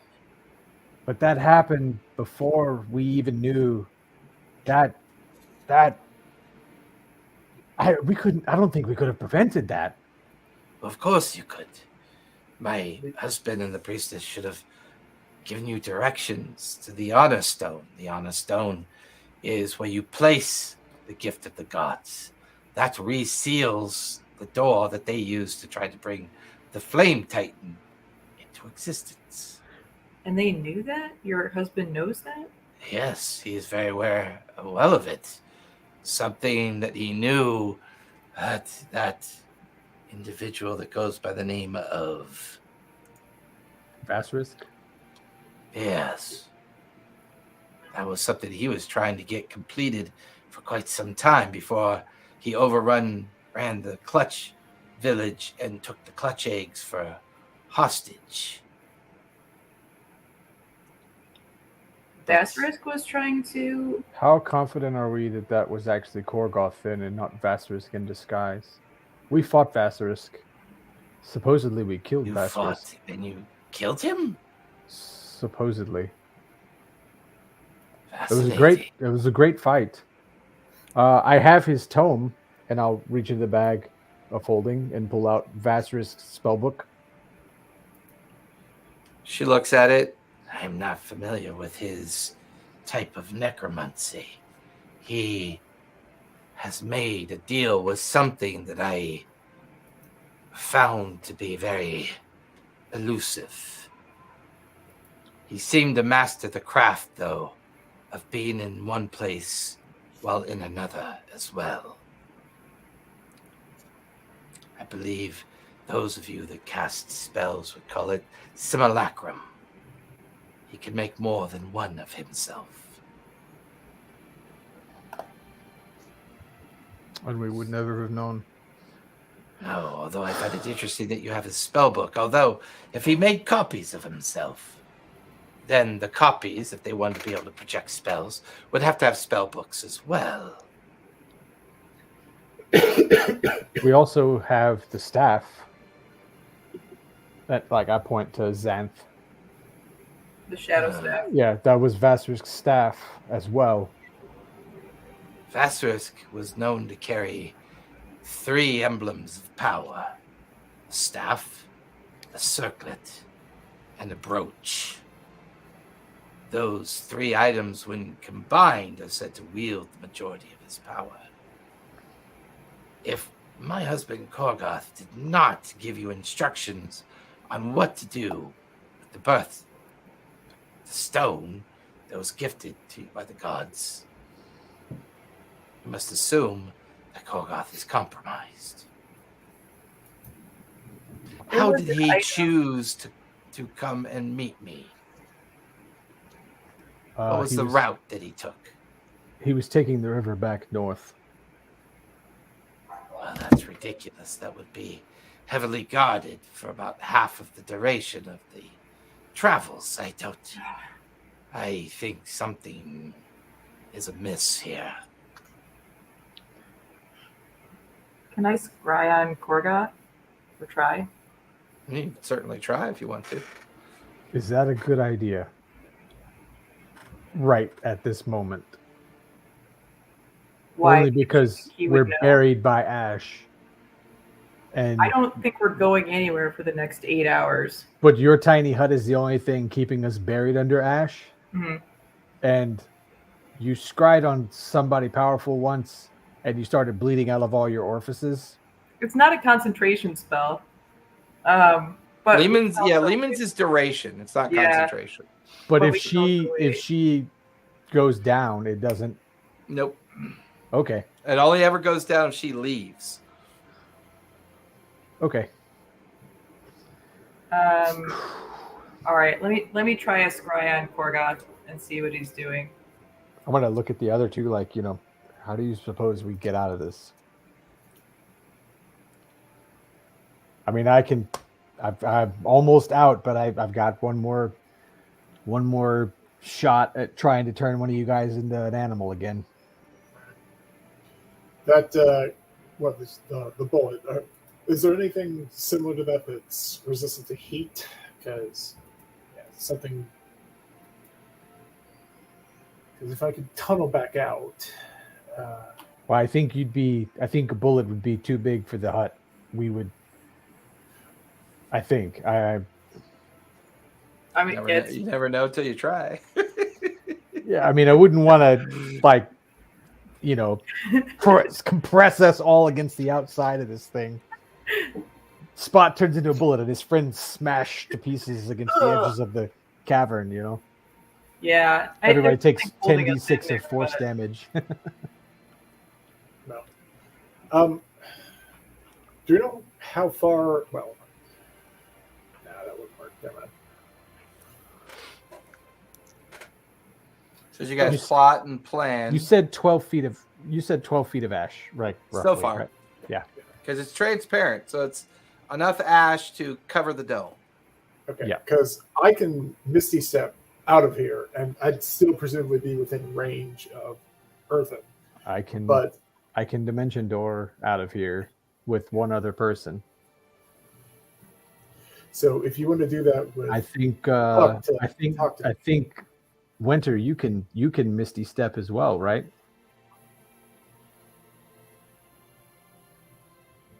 She can, yeah. Yeah. So if you wanted to turn me back into a bullet or something, Puck can talk to me, point me in the right direction. I can dig down. Do we This is want your to first go time. right now? And this is your first time scrying on Korgoth, correct, Xanath? Yeah. Okay. You've messaged him before, but yeah, we haven't scried on him. Yeah. I'm actually curious I'm trying to figure out whether to try and scry on Korgoth or try and scry on Basilisk.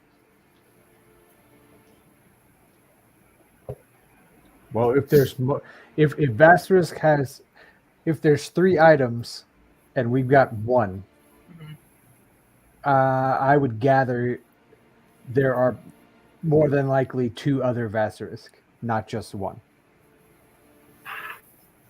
If it were me and I had 3 items and those 3 items together are powerful and I needed to be in more than one place at once, I might make 3 and give each. I would keep 1 and give 1 to each copy of myself.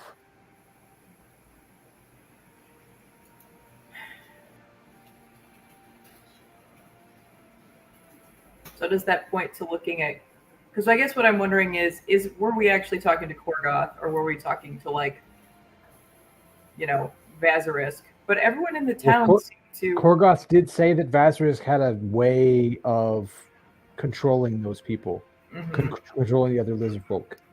That wasn't normal, and we didn't actually break that. We didn't have the thing that he was using to do that. Because we asked about it, and he's like, yeah, we're definitely going to go look for it. And then we were like, hey, where is it? And he's like, I don't know. We couldn't find it. Yeah. And he also mentioned that he couldn't break the mind control of the other lizard folk. The ones that came back after the fight.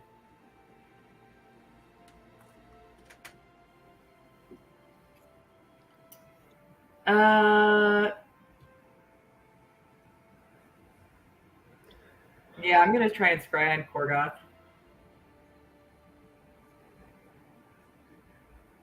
Oh, there goes the power outage. Yeah, he mentioned his power was flickering. Yep. That or it was a cat. Or the cat. There's always that. So I have an idea that might be able to get us out of there, but the longer we wait, the more difficult it's going to be. Depending on how much ash is piled on top of us. So how long does scry take? How long does it take to scry on somebody? It takes like 10 minutes.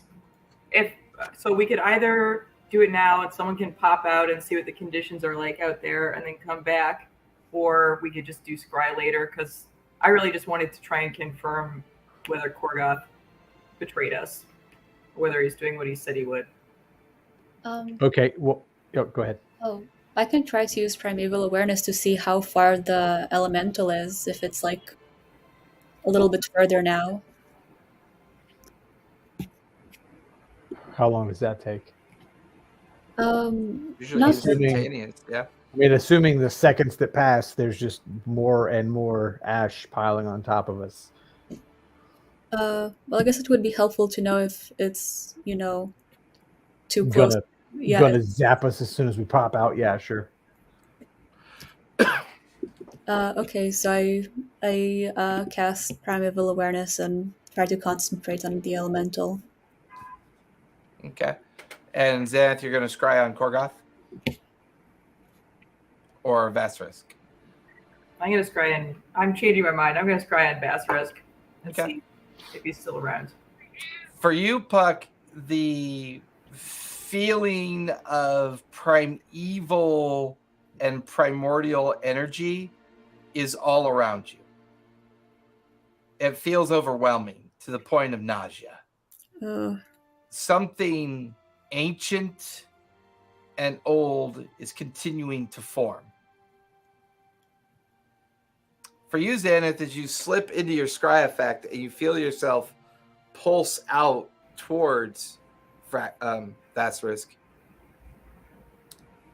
you're at least confirmed that he's not dead, because your scry connects with two of them. And as your scry approaches on a familiar outcropping in front of the obsidian gate are two Vasirisks staring at the obsidian gate with a look of both frustration and raptured success. Their forms are staring at the ever-growing backdrop of a flaming environment that's beginning to expand. And that's when you realize that the volcanic caldera itself of that entire vast area that you walked through could be affected by this. Every now and then you can see projections of huge globules of town-sized like lava just launching off into different directions.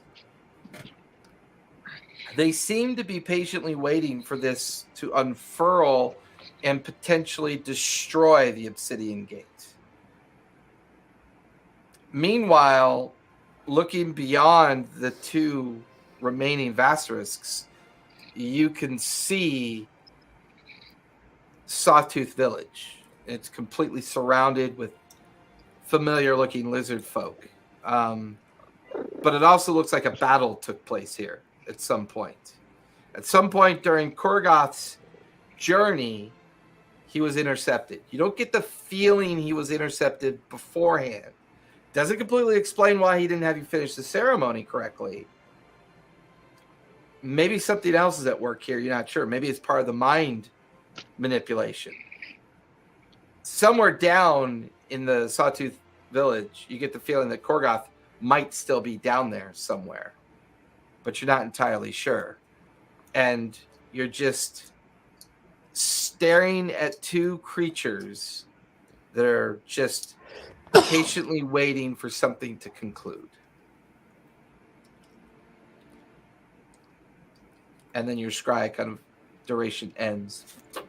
You're back inside the Lehman's tiny hut. Puck's sense of overwhelming dread of an ever-expanding primordial fiend. And then your vision of the two Vraxuses in front of the obsidian gate with the massive the massive signs of an ever cascading and broadening effect of the volcanic eruption. They're at the gate.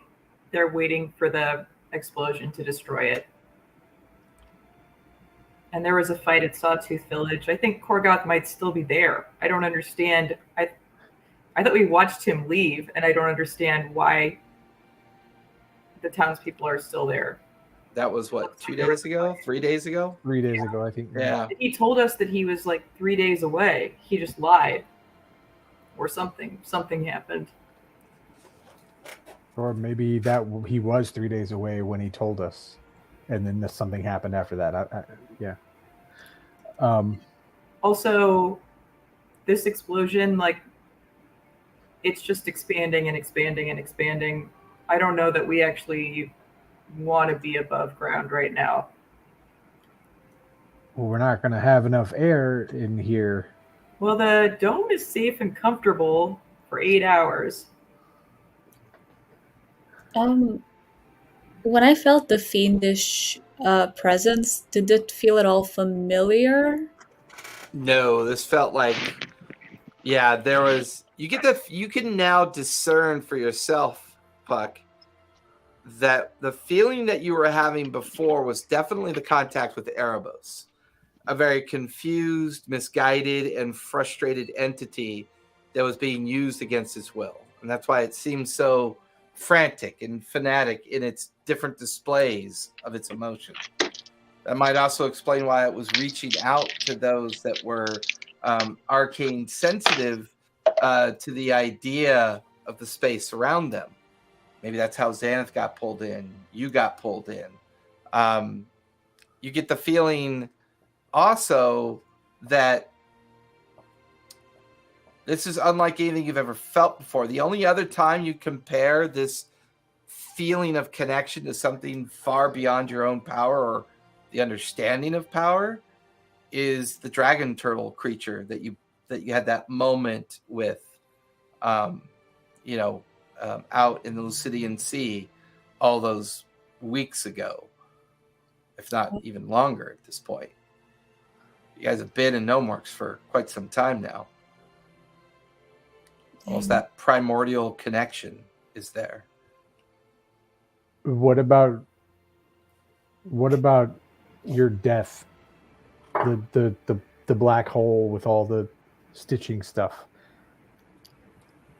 Is it at all similar to that being that we supposedly prevented their, existence from? Not necessarily. This place feels like a crossroad of creation. The primordial stone vision that you guys had going through the vastness of the mist. Here, the realization that Melora, Cord, Helm, the Dawnfather, so many obvious representations of religious epitaph. This area feels like a crossroads somehow. This is a crossroads of creation. Something happened here. Something created containment and suffered its despair. And go ahead. Oh, I was just gonna see if I could possibly try and reach out.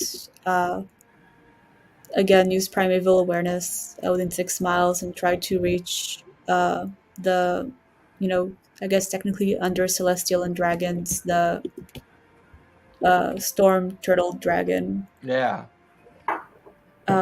No sense that he's very close at this point.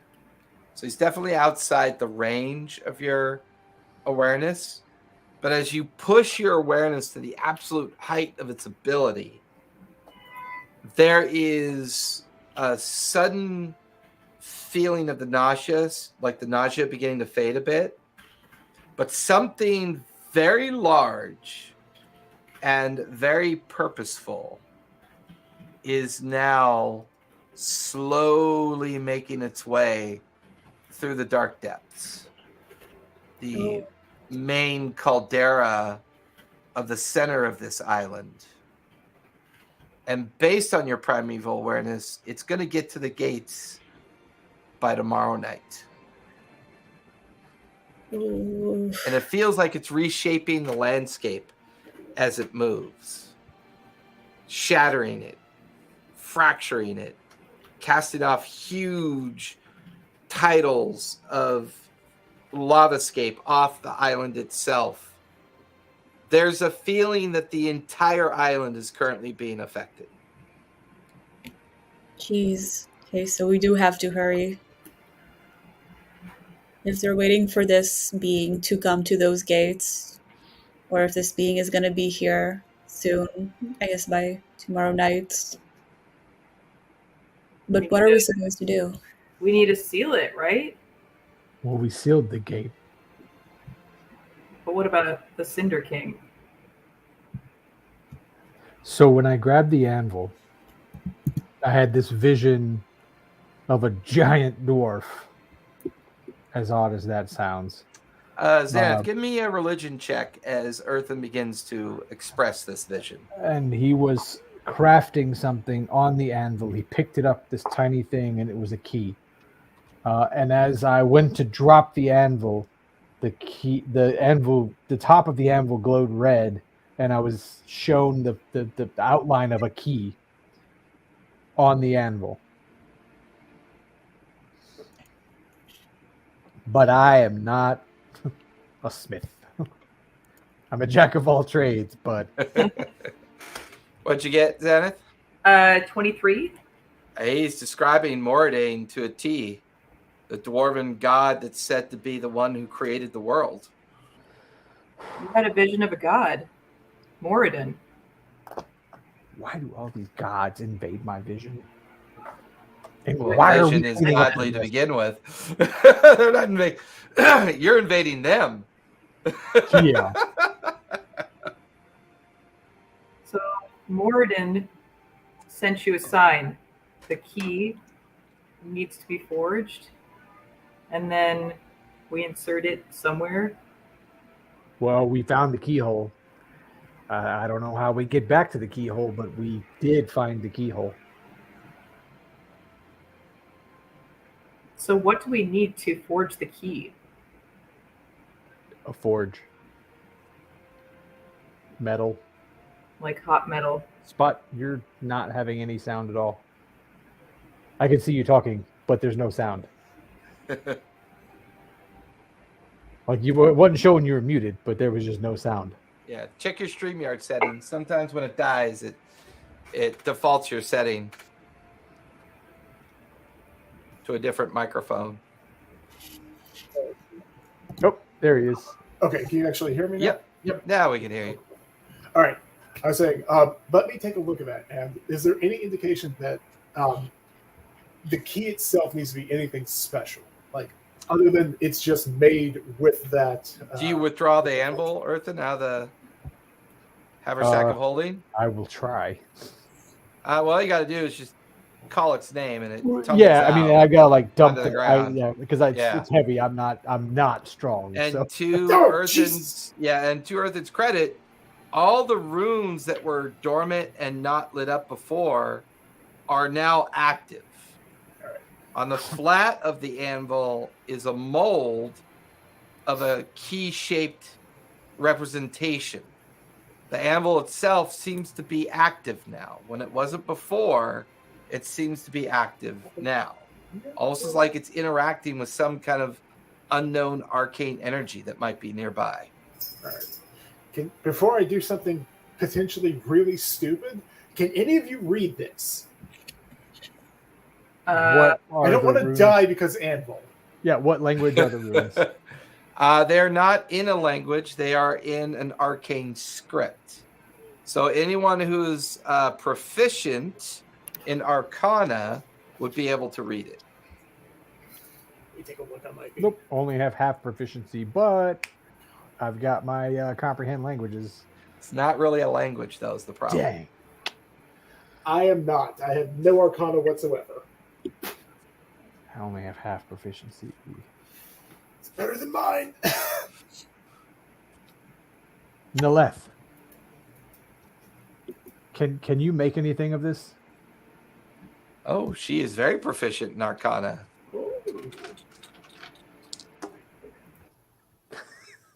The Arcanic script seems to tell a tale of creation. It is designed to accept the most precious metal of the dwarves, mithril. And here you bind the creation of hope to this anvil. Then you take adamantium and coat hope with the steely resolve of dwarven will. It sounds like a ceremony of sorts, like you're bringing something into existence. Noel, would you recognize adamantine like in a raw form if you saw it? I believe that I do not have a natural affinity for it, but I'm sure if we look for it, we might be able to understand what it is. I'm curious because it was talking about alloying it, and well, I just had to show her my claws. What is this? Or is this something completely different? I never seen such metallurgy before. Your claws are quite frightening.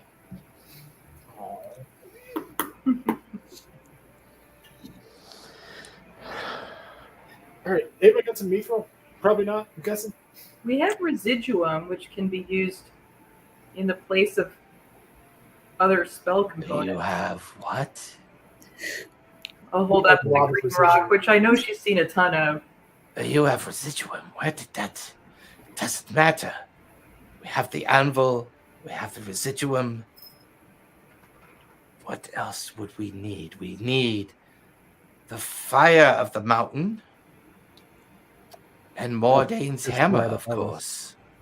Oh God. The hammer. Where would we find Mordane's hammer? I don't know. The mythology around Mordane is quite expressive, but I have to be honest with you. I overheard the gnomes talk about an artifact of great importance that they kept. Hey, It Earthen, might be in Titan's reach. you Whoa. Thane's reach is gone now. Well, magic items don't just perish. It may just be we need to find it. Didn't you say there's a giant elemental fire thing coming out of where Thane's reach used to be? Well, according to your friend Puck, it sounds like it's moving away.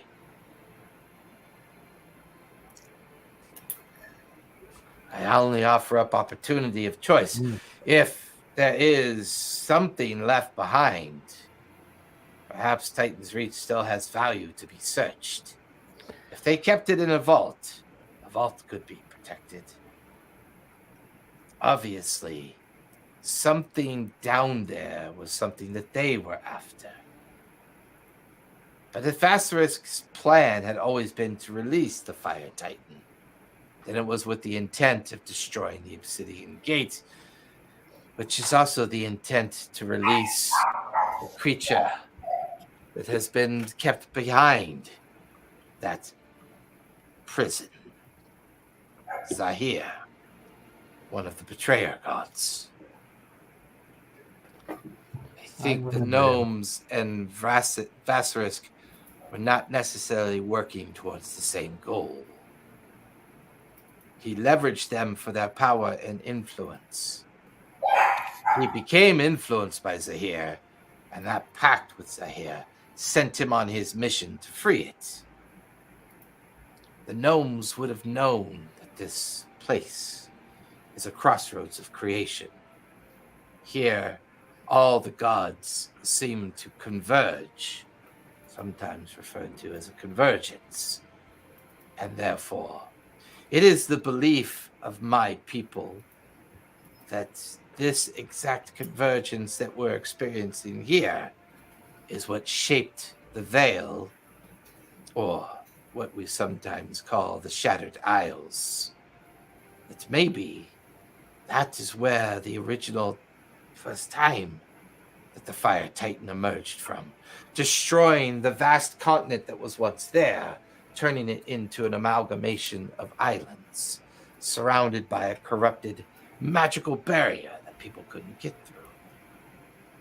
Now I wonder if Vastus was trying to recreate the same thing here, or simply trying to free a god from its prison. Either way, he stands to gain great power if those gates are destroyed. The Fire Titan would definitely have the ability to destroy those gates.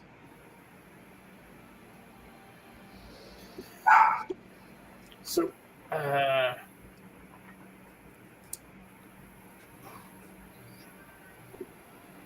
before we start looking for, before we try to find this hammer, does the key itself have a name? Is that anything? It in does here? not say. It only describes the invocation of the ceremony and the arcane magic to bring the key into existence. There's nothing in the spell that says that there's a nomenclature or name of the key. All right. I was wondering if Earthen might be able to legend lore some stuff for us, but I don't know. Not today anyway. Yeah. We use that for Erebos. But Xanth, how many more times can you reach out to someone? I could reach out twice more, but that would blow my last 5th and 6th level, and then I'm done.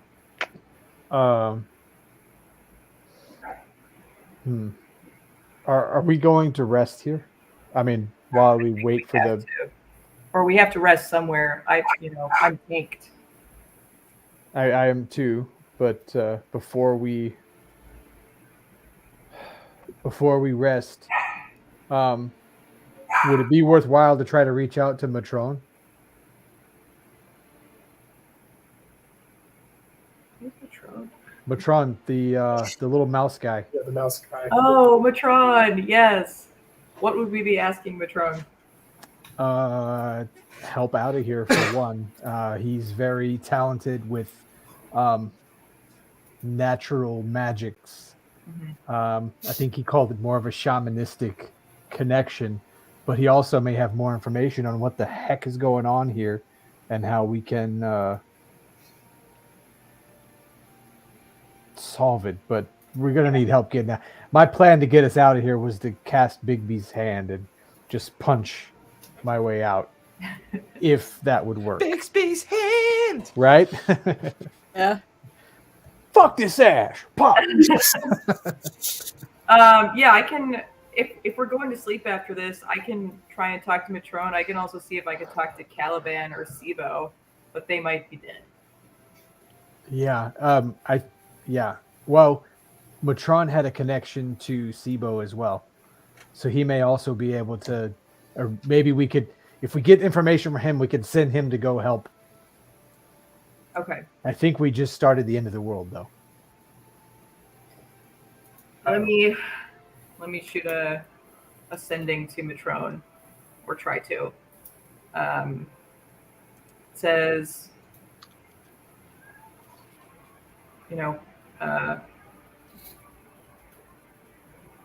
this is Xanth, close to Titan's Reach. We survived the trapped. Saw the Cinder King. Can you help us speak to Sibo? Any information, which I think is 25. Yeah, pretty damn good. There's a moment minute goes by, second minute goes by, and then you hear the familiar voice in your head of Matrone. Oh, yeah, still alive. Wow.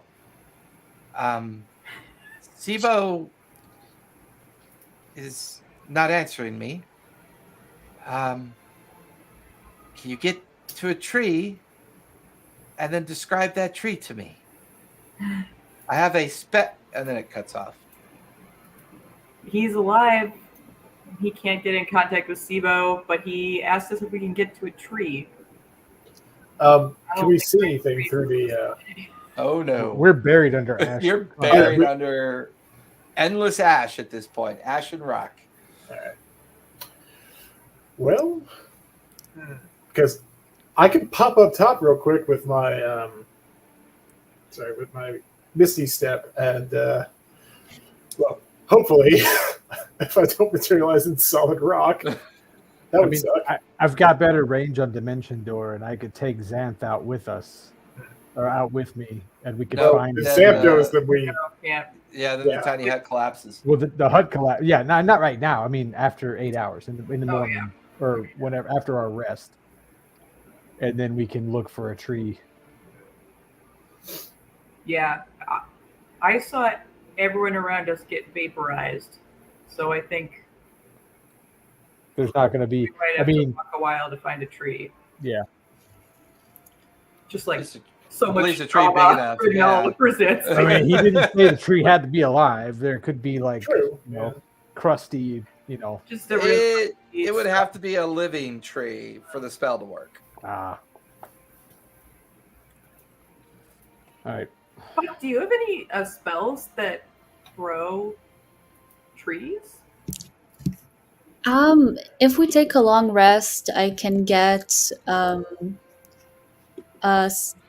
either. Oh, let me see them.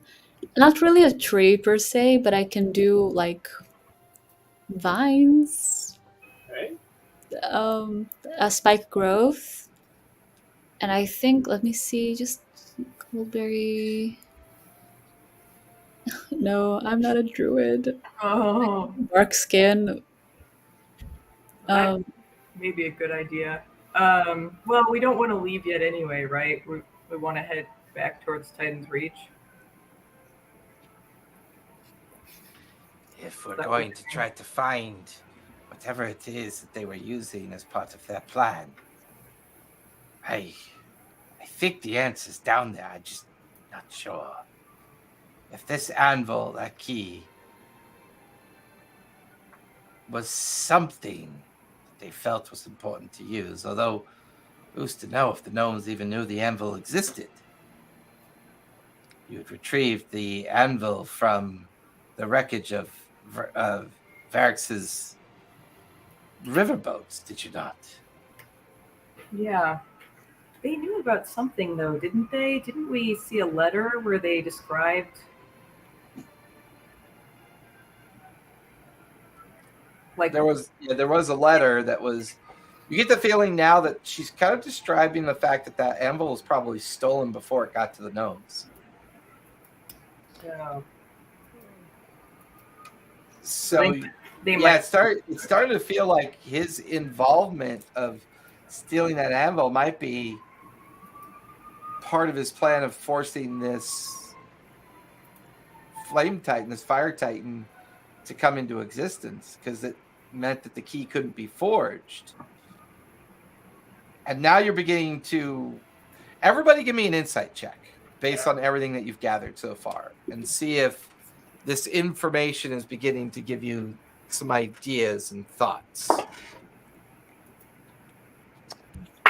Oh, nat 20. Oh. 19. Nice. 23. Nice. 16 plus 9. You know, like 25. The time when we like need to roll it. Every other time we roll an insight and stuff, There's we're like one. a narrative. There's like a narrative pause as Nalith begins to tell you everything that she knows about her people.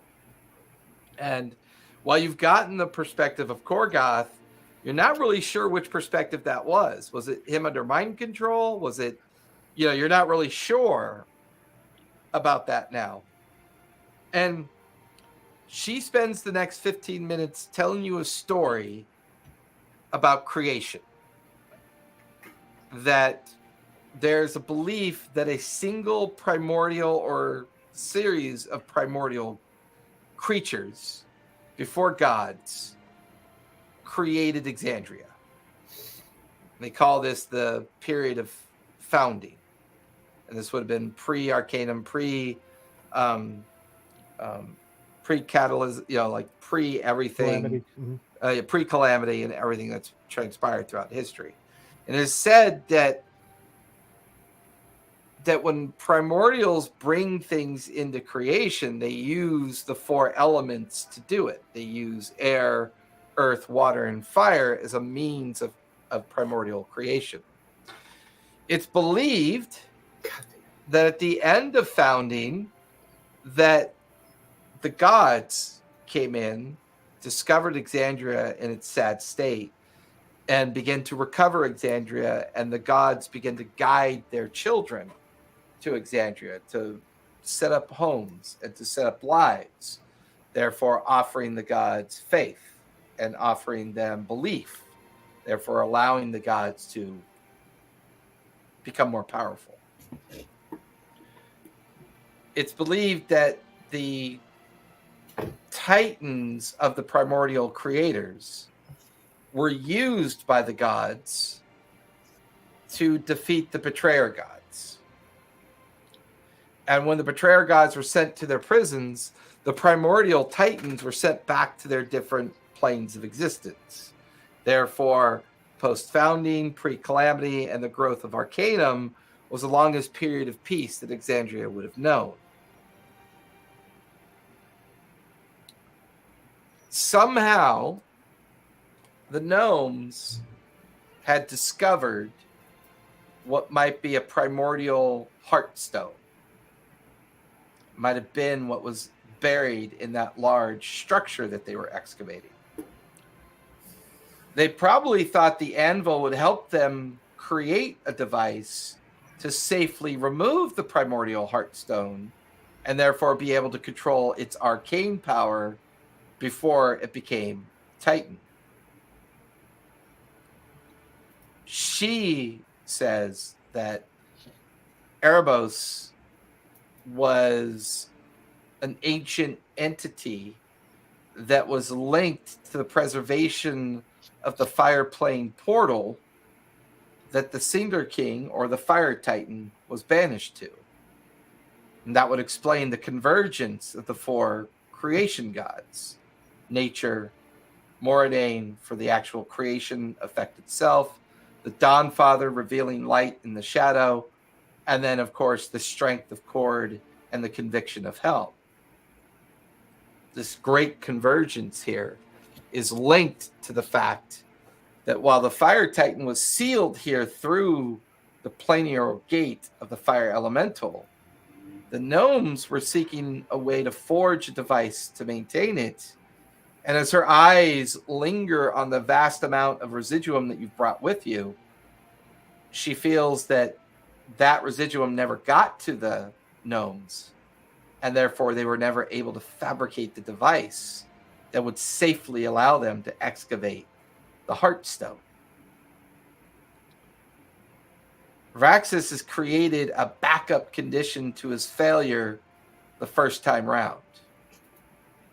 If he couldn't prevent the ceremony from happening, then he would destroy the idea of the ceremony forever and collapse the obsidian gates. There's a massive Fire Titan walking across the dark depths of the massive caldera and series of volcanoes that make up the center of the island. Because from the edges of that caldera, it's only a 2-mile direction in northeast, west, and south to get to the edges of the island.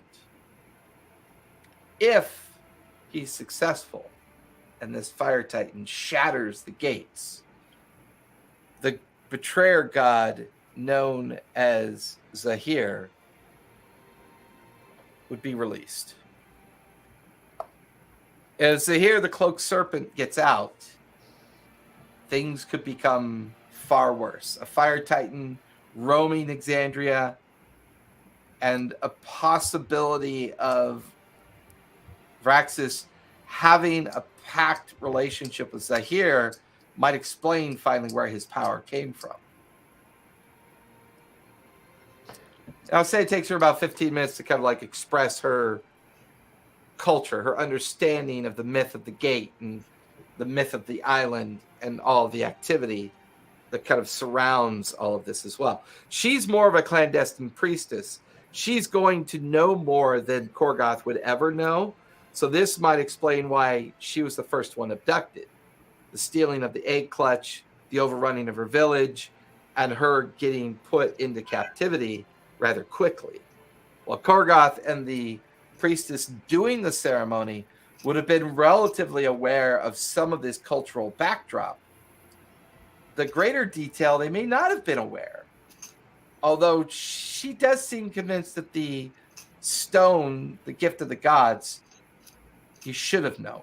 Which tells you that at some point, Korgoth was either replaced or, I would say, you guys' arcana is high enough in general that it's quite possible he could have been placed under a guise at some point and therefore subdued to Vraxis' will.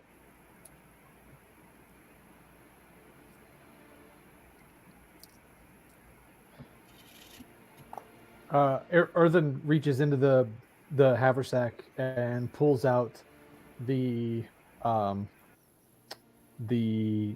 infernal spell, the speak with dead gods,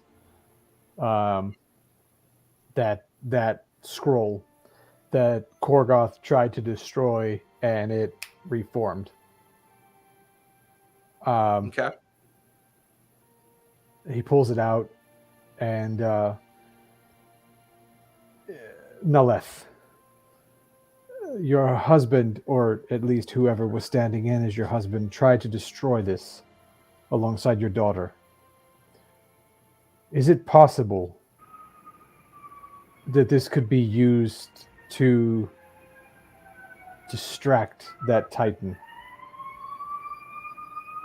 This scroll does not say anything about speaking or conversing with Titans. This scroll speaks to a purposeful... This scroll basically allows for divine intervention of God.